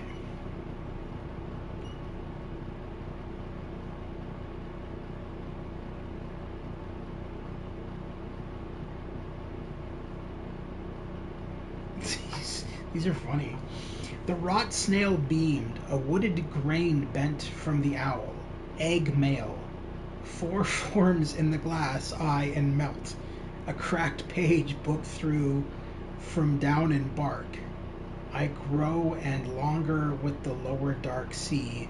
No one found egg male heaven. Pour during out, he chin, when all scream in blue and an axe vermilion. A day is around, flat across evening, the water murmurs in light bulb trees round the cat. The night glares in all streets, the coffee deers run, fear drinks locks by windy cottages and black fires in the same mirrors. A mist heavies in Panic Mountain. Yeah, that sounds exactly like Alan Wake. That's totally his writing, yeah. This is why AI should never do art, to do anything.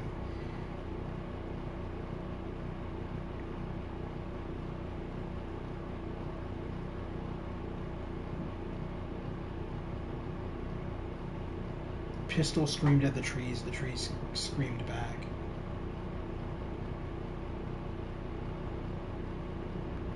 Okay, I'm not going to read all these because there's so much left to do in the game, but that is pretty funny.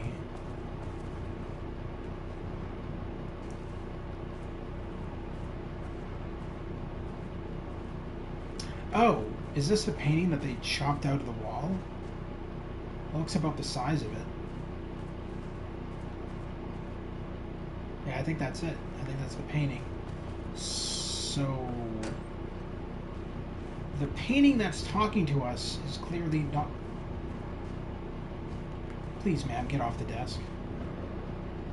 The painting that's talking to us is clearly not the same painting as the one that's chopped up in this office. Another thought today. A possible avenue for further research. When we think of art successfully affecting reality, we always think of Alan Wake and his writing. This could be due to recency bias or simply the amount of recorded evidence skewing our opinion. But also, I wonder if writing's very nature is an advantage. Text can describe events in such explicit detail. The story gives the shadow a blueprint, a map of what to make real. But not all art is like this. Music, sculpture, dance, cuisine. In our case, a painting. when the source material is open to interpretation, how will the Shadow choose to interpret it? I think Diana will find the question very interesting. Most likely, she already has an answer. That's why I love her. Oh yeah, sure. You say that now, but you guys are fighting like rabid dogs. Alright, let's get out of here.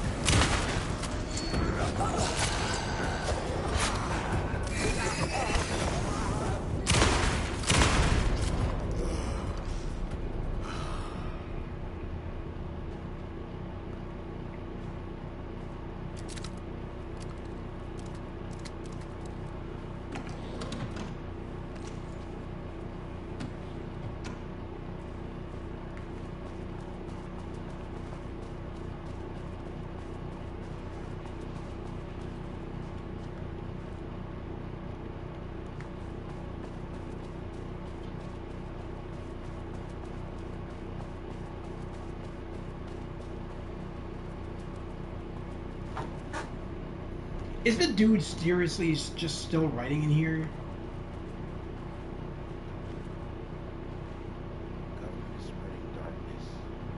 He did not hear any of that at all? Okay then.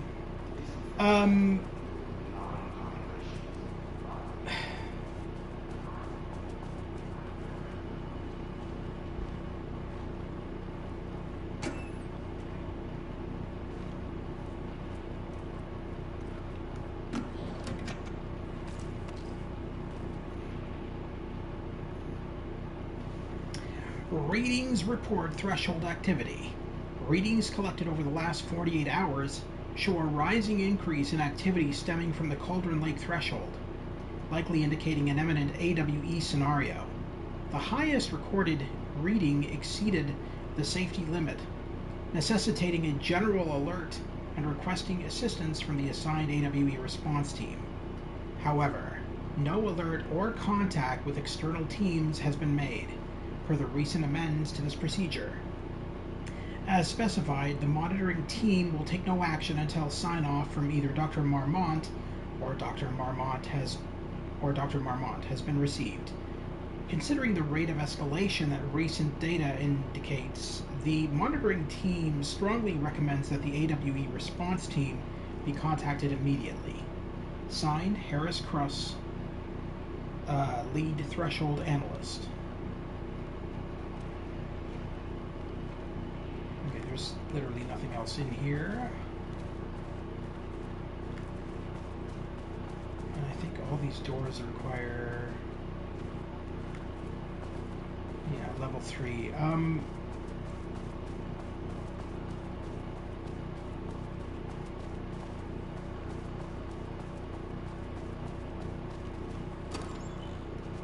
course.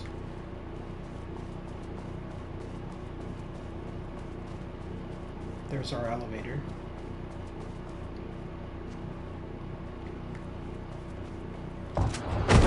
Jesus.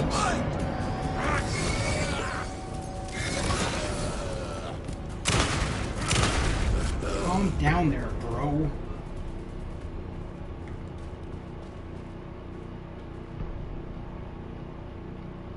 Background report re Rudolph Lane. In 2010, Lane was inadvertently involved in AWE-35 while residing at the Cauldron Lake Lodge, where he lived under the care of Dr. Emil Hartman. See case number 74-WA-004 For information, re his crimes and arrest. Lane was seriously injured during the AWE. He received medical care in Seattle for 2 months, during which time he was questioned and cleared by FBC staff. After the Cauldron Lake Lodge was seized and closed by the FBC, Lane moved to Watery, Washington, where he currently resides. Recent surveillance confirms he has no known personal relationships or affiliation with paranatural groups. As requested, the observation team has confirmed that Lane continues to paint as of the date of this report. So then basically they brought him into the facility for no reason other than study.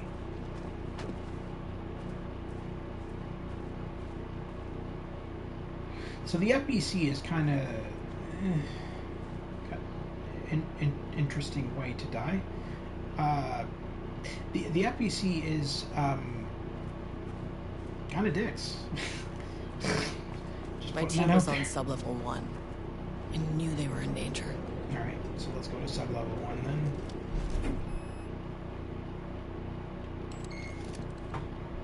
The Marmonts turned innocent people into tools using the FBC's authority. They thought they were untouchable out here, hidden away in the woods? No. Actions have consequences. And I'm the consequences.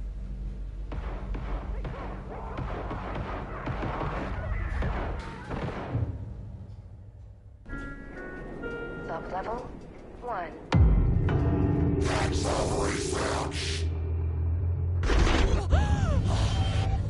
Ah, you fucking bastard! Jules Marmont killed my team. He was taken by the Shadow. I'm sorry.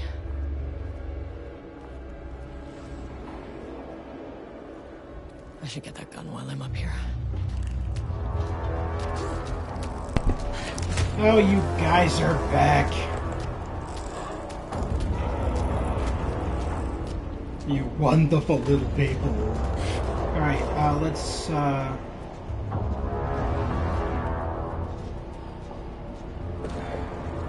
Shit, I'm going the wrong way. Alright, I need to go...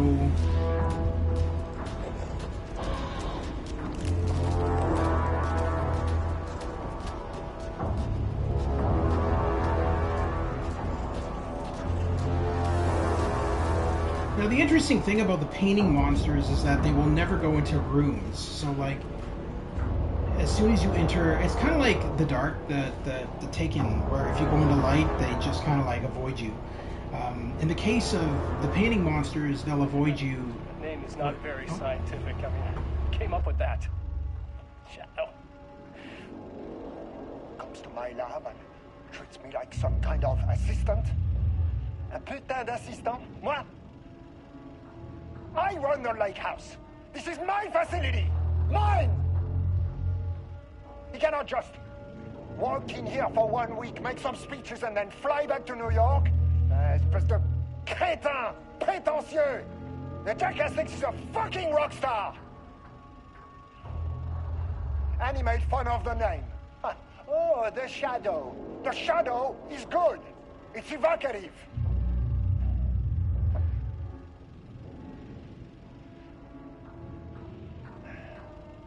He's just a jealous, spoiled little child.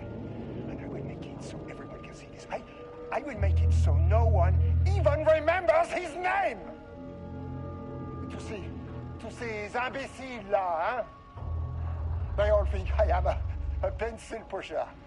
They think I do not have the mind for such work. Eh bien, ils verront. Ils verront! I will take what they think is possible. And I will break it.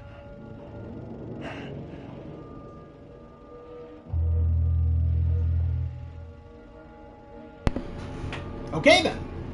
Anyway, as I was saying, the paint monsters cannot come into rooms, just like the Taken cannot come into lighted rooms. It's the same kind of thing.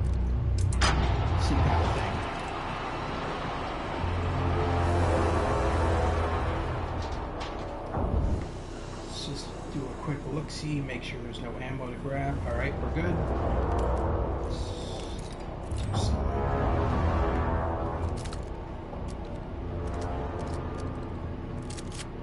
Alright. Now, you can't actually shoot the paint monsters with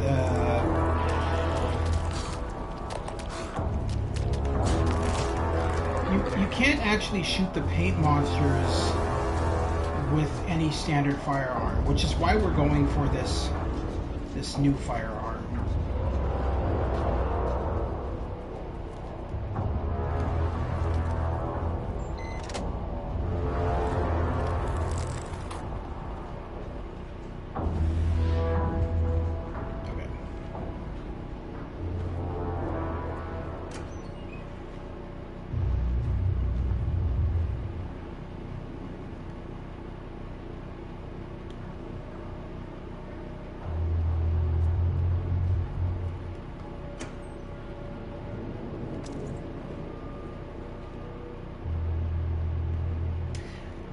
Progress update number 5.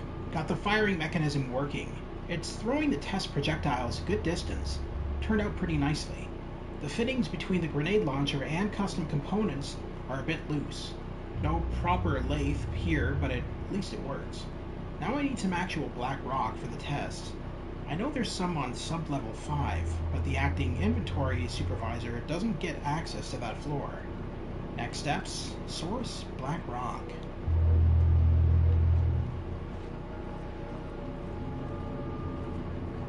There's our gun. There was a crack in the lake house. The Marmonts had let the lake in, but the water could not flow. It became trapped, stagnant, went bad. The truth was controlled here. The art was not art, just content for the experiment. The contrived overlap rebounded on itself, compressing, compounding, reflecting, and refracting. An urban legend and a murder in constant imbalance, cause and effect hopelessly entangled. Arranged wrong, the dream logic flawed. The feedback loop doubled and redoubled, out of control. The pressure kept building, looking for a release.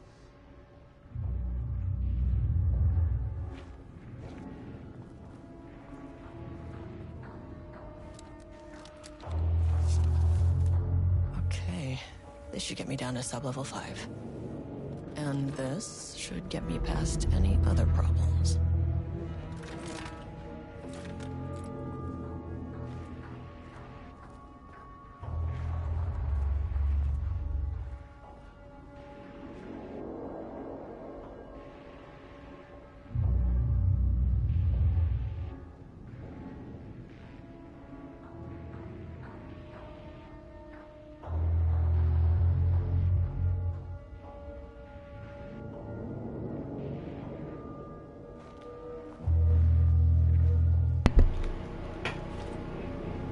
Zero 21219. Okay, I think that's the password.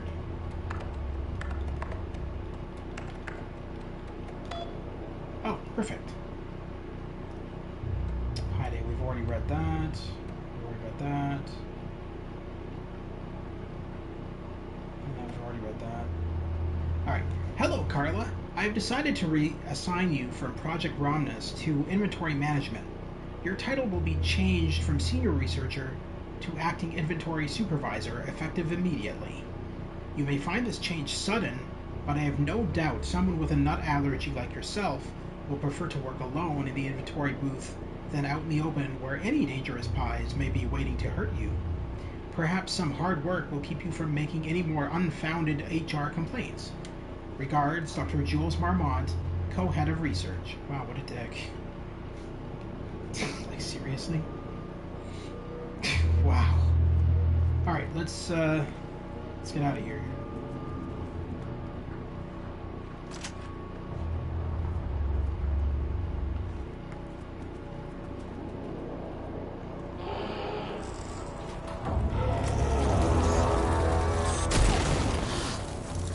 Finally! Something works on these bastards.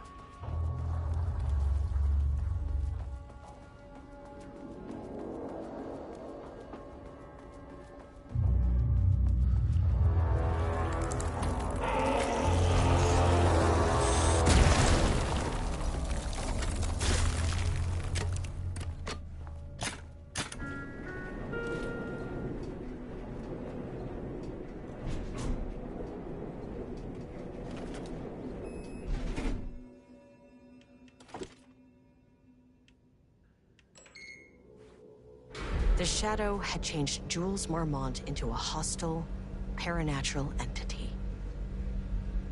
That made everything simpler. No arrest, no paperwork. I could put him down like the monster he was. Please hold. Well, we're back at the painting again.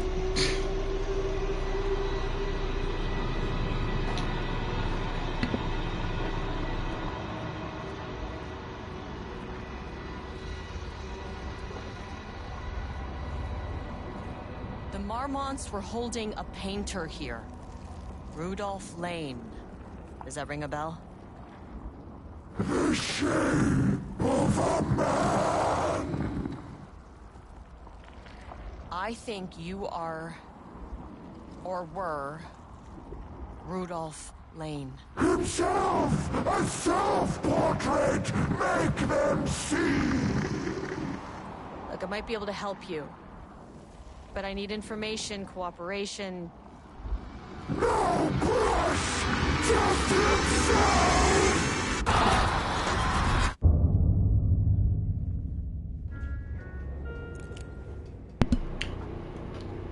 He's not very talkative. Whenever we try to have a conversation with the sentient painting, it always seems to teleport us away from him.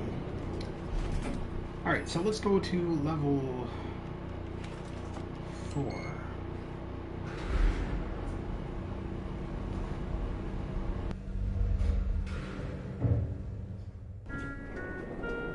Sublevel 4.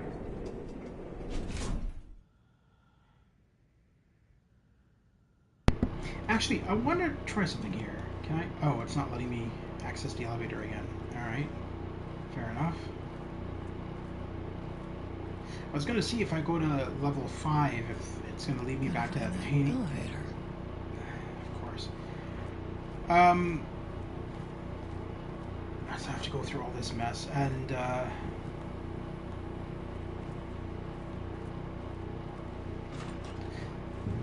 remember this area from my playthrough of this add-on that was really annoying. I don't really want to do this, but I might have to put this game into 2 streams, and I don't want to do that because you know, it's not a full-length game, first of all, so I might just have to continue streaming until it ends. Maybe 2 hours and 30 minutes, possibly 3 hours. I can tell you that we are pretty close to the end. We're not too far off. Let's do a manual save. We haven't saved at all. Last saved yesterday. So we didn't save at all during this live stream. Okay. Please tell me there's something in here. What? Okay. I don't think that locker door is supposed to be there. Can we open this locker door? It's just an endless supply of locker doors. Opening and opening and opening. Come on.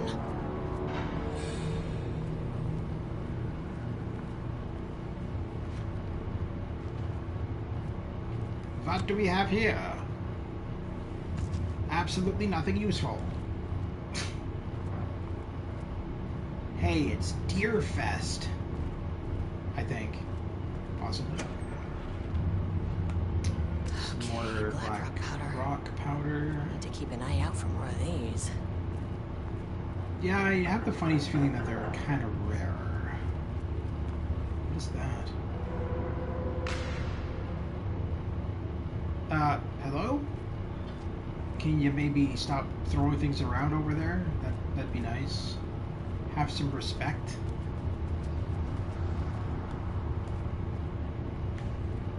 Are they just grabbing rocks out of the FBC is so freaking weird, man. No. I can hear you, paint monster.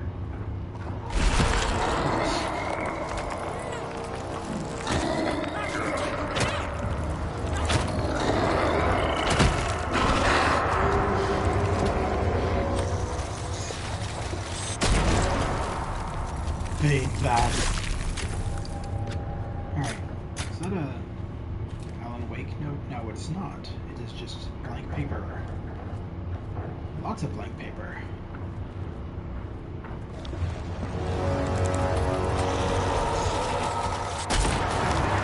What? How did that miss?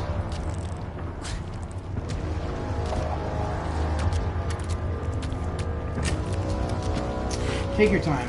That's all right. Yeah. Take your time. You're really good.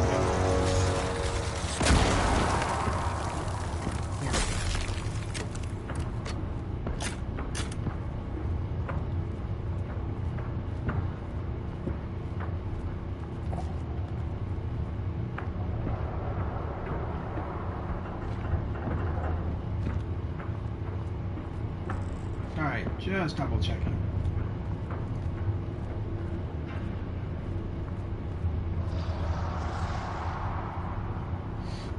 So it's so stupid that the FBC are literally the cause for all of this, and yet they aren't willing to admit to their mistakes. They're just like, eh. Shit happens.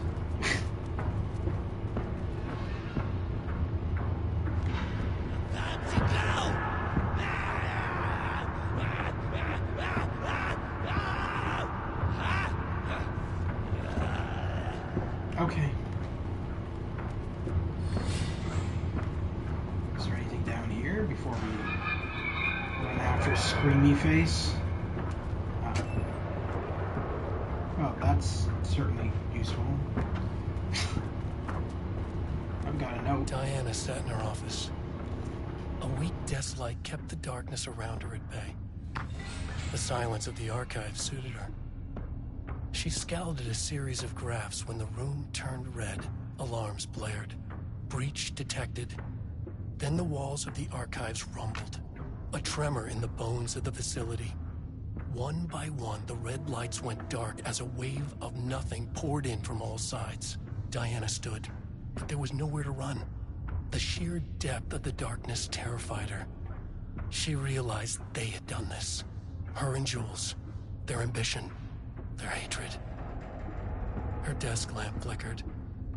In the brief moment before it all went dark, she thought of Jules' smile.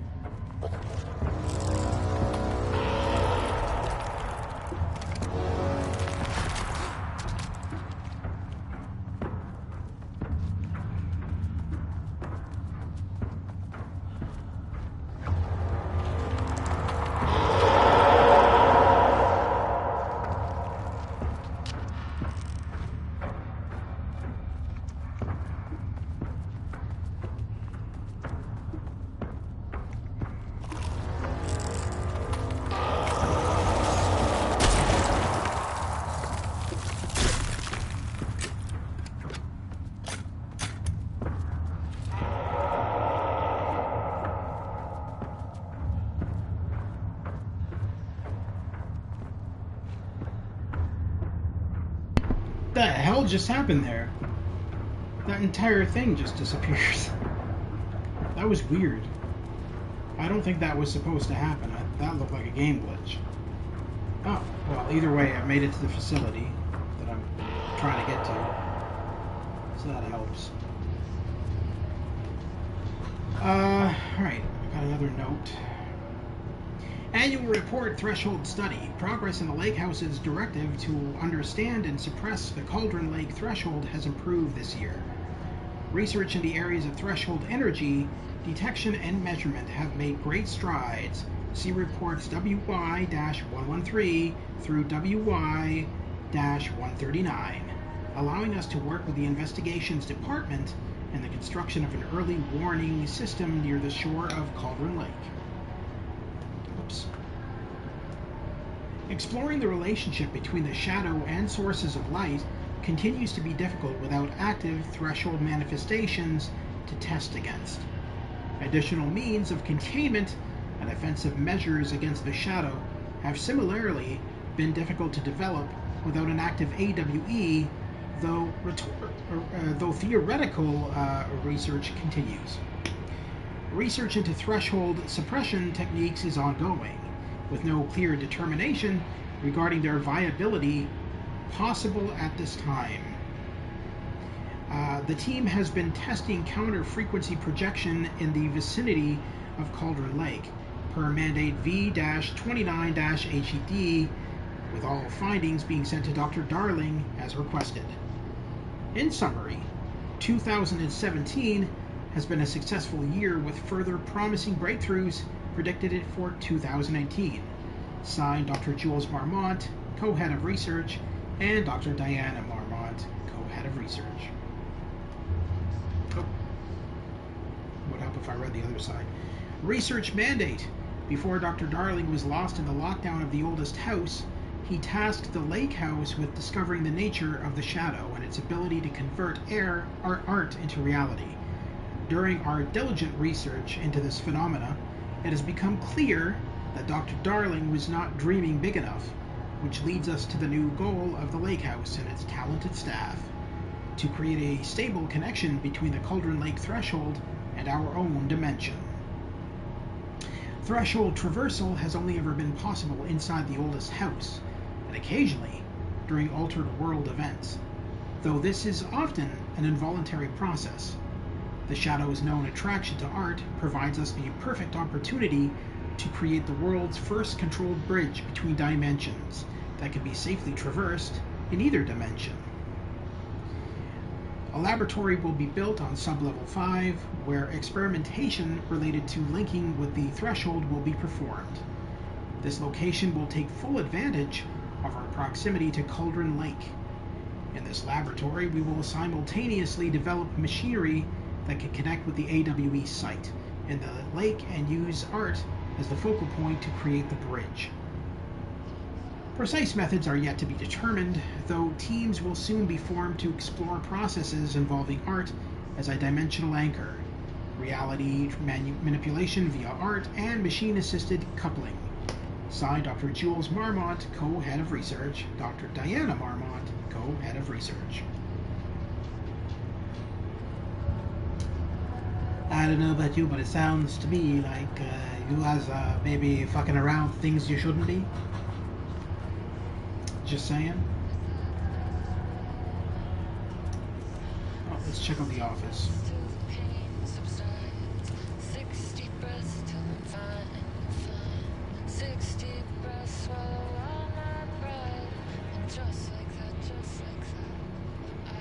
Follow-up report. Redacted. On the morning of Redacted, the musician held at the Lake House for research purposes was discovered missing from her cell. Security footage of the cell from the night before was damaged by electrical interference of an undetermined nature. Redacted, known professionally as Redacted, has produced a song called 6 Deep Breaths. During her time at the Lake House, that was considered very promising as research material by Dr. Marmont and Dr. Marmont. Redacted somehow used her song to orchestrate her escape.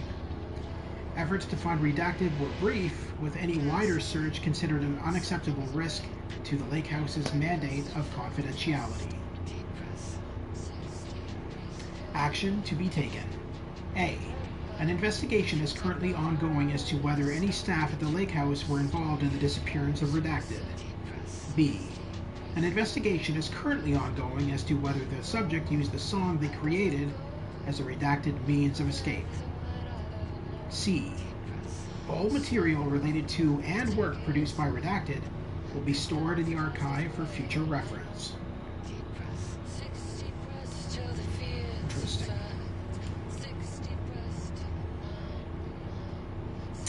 The Definition of Art, a Study, by Dr. Diana Marmont, Ph.D. To truly comprehend the threshold within Cauldron Lake, we must first understand its interaction to art. However, even the definition of art is as varied as the range of crafts that fall under the name. To that end, we must open a track of research dedicated to defining and quantifying art, ultimately rendering the concept into a unit of measurement. To begin, let's not try to understand humanity's definition of art, but rather Cauldron Lake's preferences. Past cases of Cauldron Lake's threshold affecting reality have centered on writing. Wake, 2010. Cinematography is also suspected, though not directly confirmed. Zane, 1970. What about other mediums?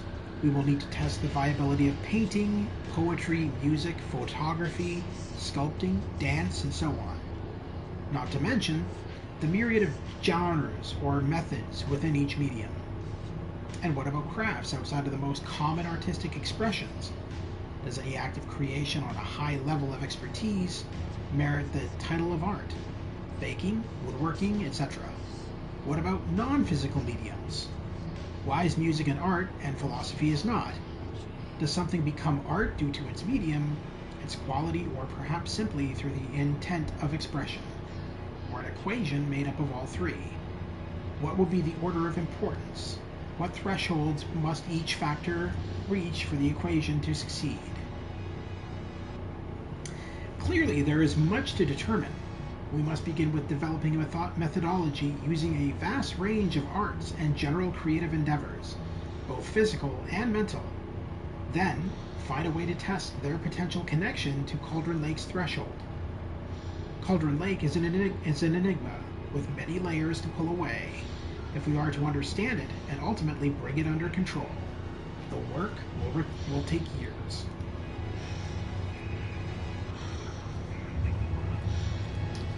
Okay, we got a recorder there, and one more document. The lake house was underwater. The Marmont's ambitions had finally been realized. Jules had dangled the painting like a lure and hooked an ocean. Their machines couldn't hold it. A fault in the system. The water rushed in, filled it until it was ready to burst. All their successes and failures had led them here. The work had made them into monsters. But the lake house was still theirs. It always would be. They could feel an outsider trespassing in their labs. "I know you're here," they called out to the dark. They hunted floor by floor. They wouldn't let the intruders stop their progress. This was their home. Their beloved tomb beneath the waves.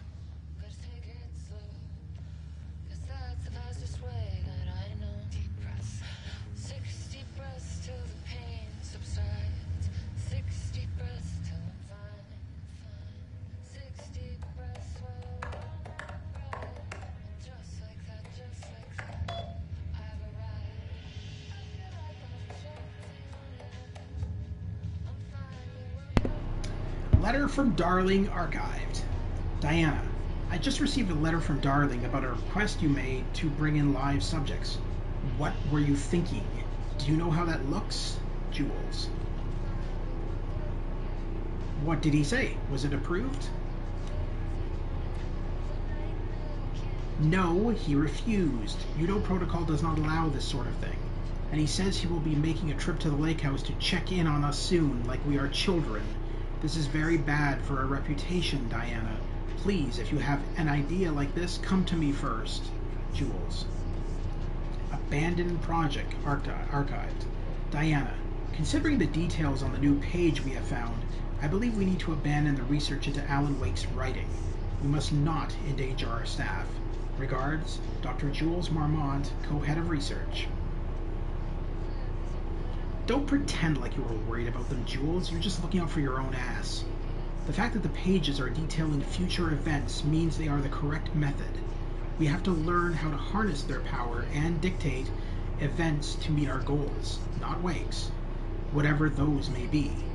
The ATDs are producing better and better results. We just need to keep doing the work.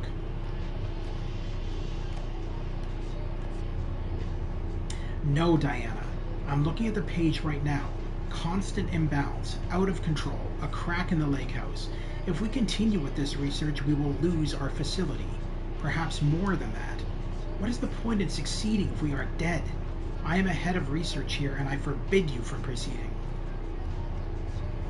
You can't forbid anything. You are not going to keep me from the most important work of my life. If you're too much of a coward to keep pushing ahead, then I'll finish what we set out to do here alone. We have plenty of ongoing lines of research. I suggest you pick one and leave Wake's writing to me. You always needed me more than I needed you. Official complaint. Hello, Dr. Marmont. I received your formal complaint about Jules' behavior.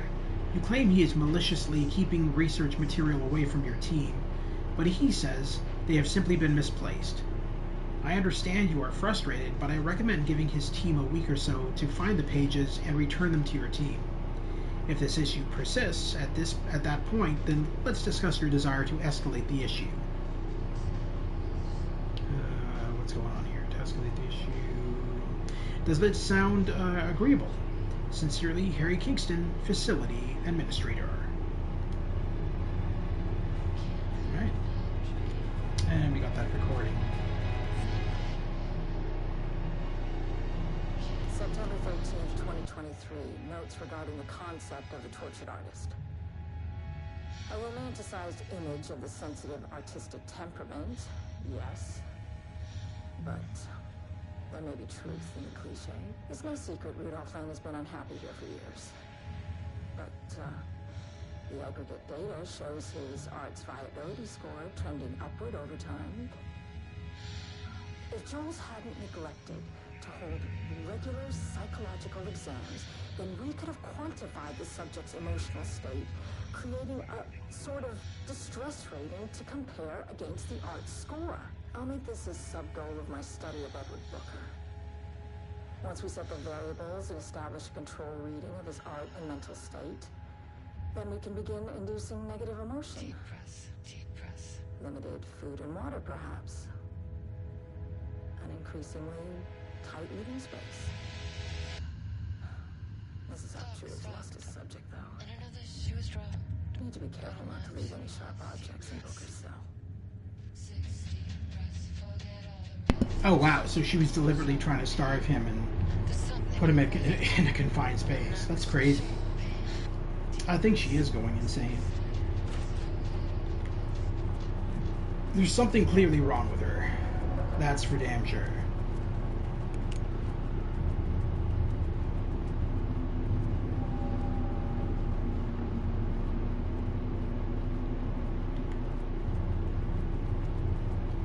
Now, as far as I recall, this is a loop that goes 3 times. I don't think there's anything that's really changed. Aside from there's no tables out here anymore. Maybe some more ammo around. If we're lucky. Is this the same tape? September 13th, 2023. Notes regarding the concept of tortured artists. Yeah, it is. Alright, so nothing really has changed in here. Not that I'm seeing. Yeah, no, this is all the same. Alright, so let's do one more loop.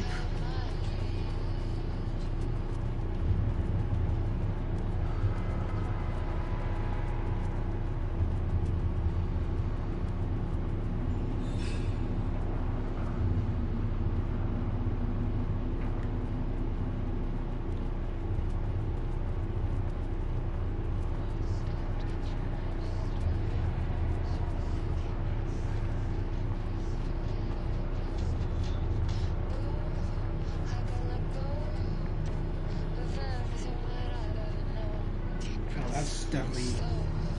Gotta take it slow, 'cause that's the fastest way that I know. Deep breaths. Okay, that's the notice on the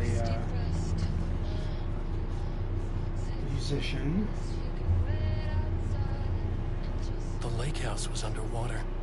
This is all old. Okay.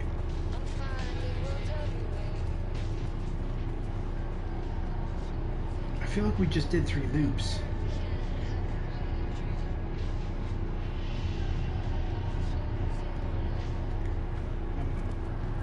Let's try one more time.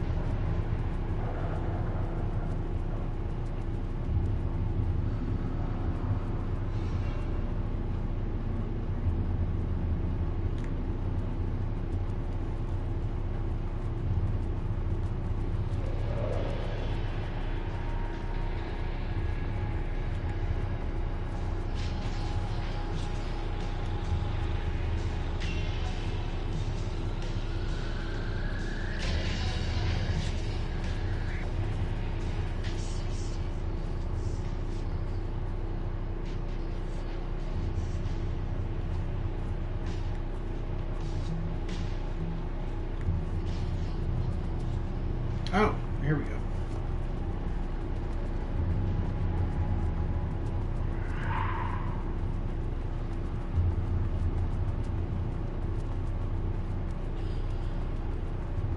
This is just back at the entrance again. And I don't even think the elevator is back. Because the elevator should be spawning in a completely different location.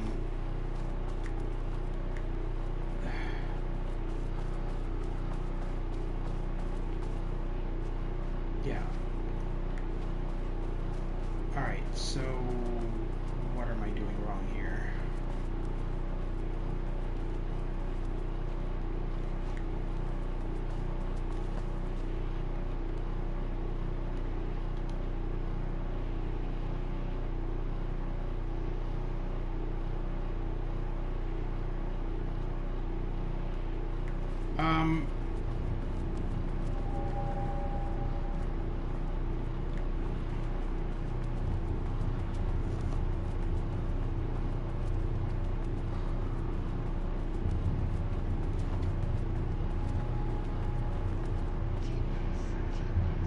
This is all back to the way it was.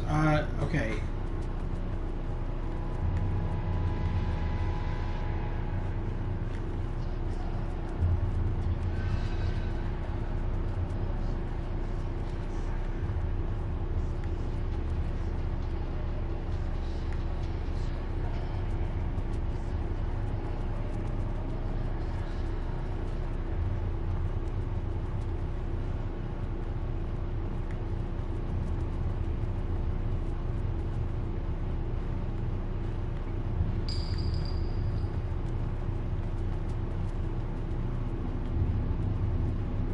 This is going to loop us back again. Where is it? Yeah, it is. Okay.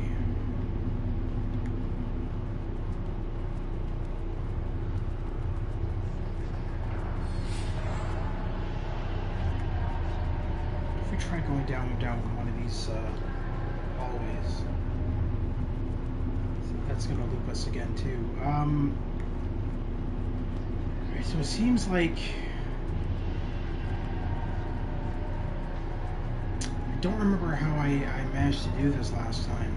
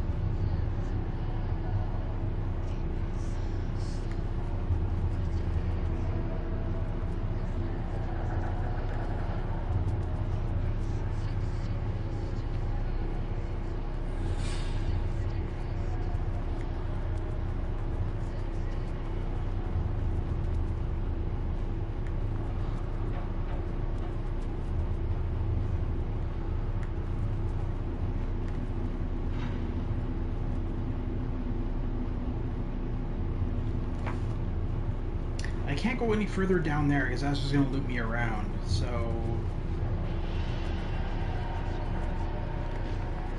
there's something I'm missing. I know that there's a pull cord that you have to pull at one point in the office that'll take you to the alternate dimension, but I forget how to access that.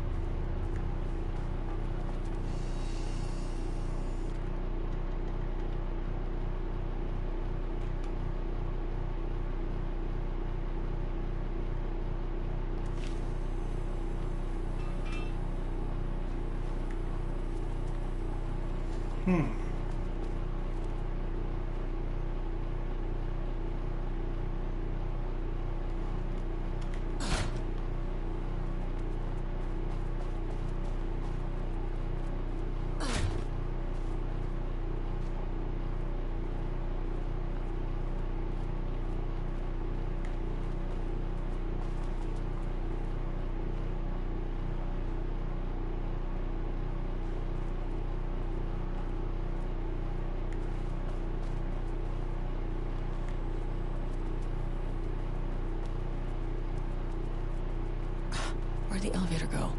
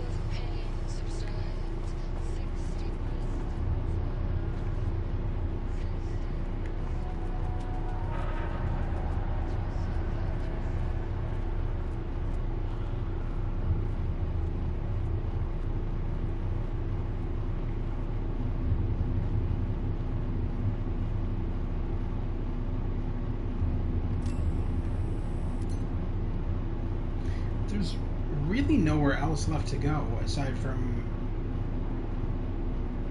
just going straight.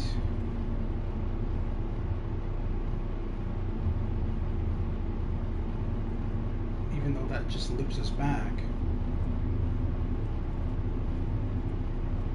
The question is whether it's actually putting us in a loop or it's just forcing us back. Because I don't really notice anything changing. And normally when it's a loop, there is, changes. And there's definitely no changes. Everything's still the same.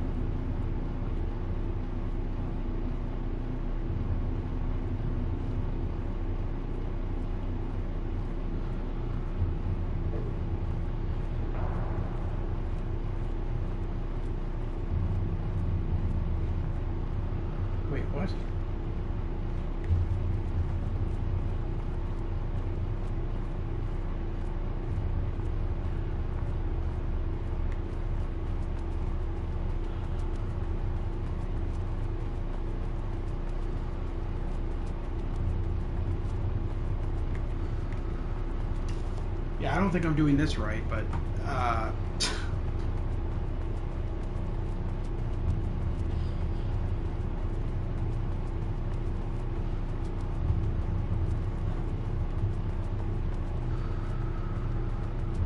what the hell just happened? Okay.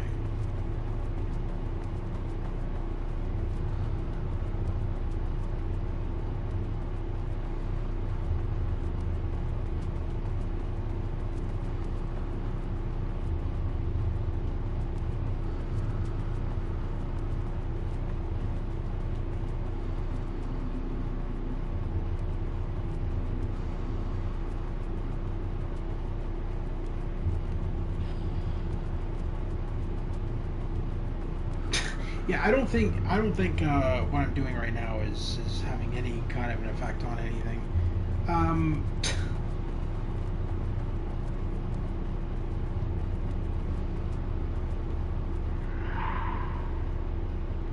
That color change is a bit off-putting.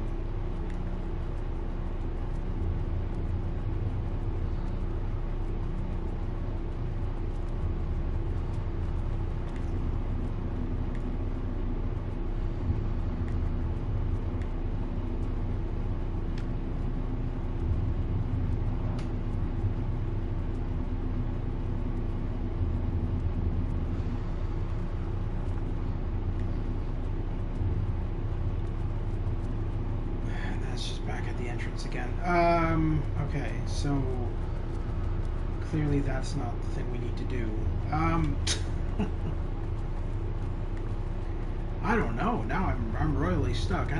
It's so weird because I remember doing this the previous time I played, and there was a cord that you're supposed to pull that right here actually.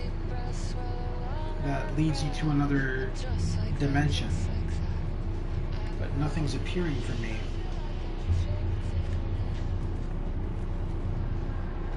I'm almost wondering if it's something I...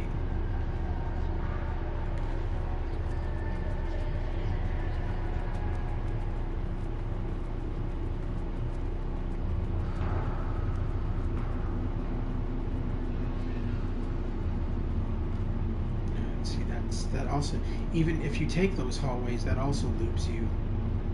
So what the hell is this done now?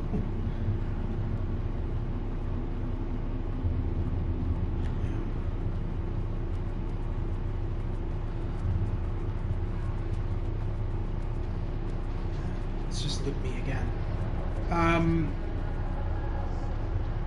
Or rather push me back. And that's not even a loop, that's the thing. It's just pushing me back. So how am I looping around this building?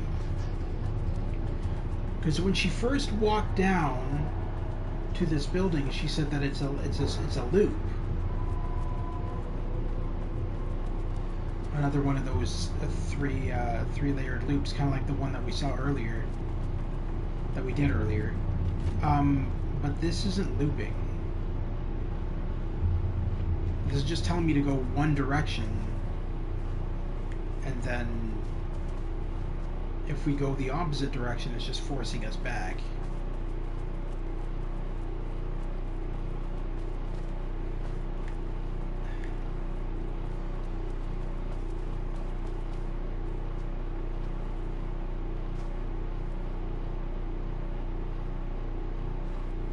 There's nothing up here.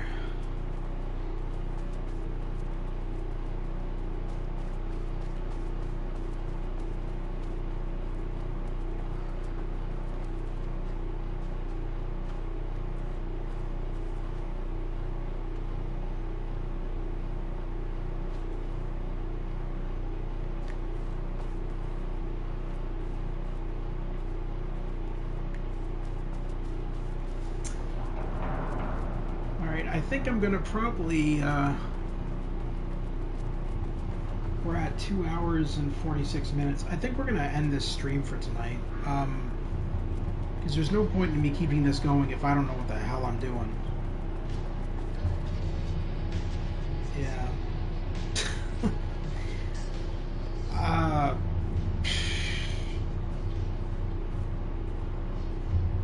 guaranteed it's something very simple that I'm missing, but I can't figure it out.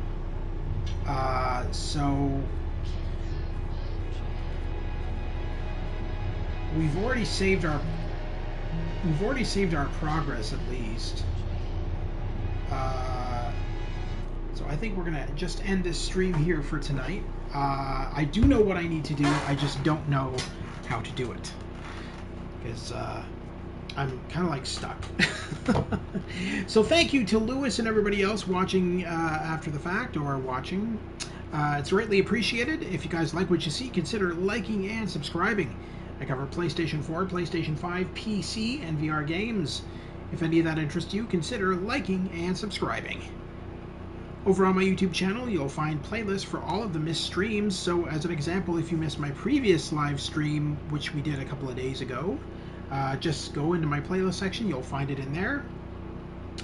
As well, in my playlist section, you'll find a joint collaboration section where I've worked with YouTubers such as Stu's Game Reviews and Olav Productions. You can find their videos in that section. If you guys like what you see in those videos, consider liking and subscribing to those YouTubers as well. Well, that's it for me. I'm going to try and come back to this tomorrow. I'm going to probably do a little bit of research into what the hell I'm doing wrong.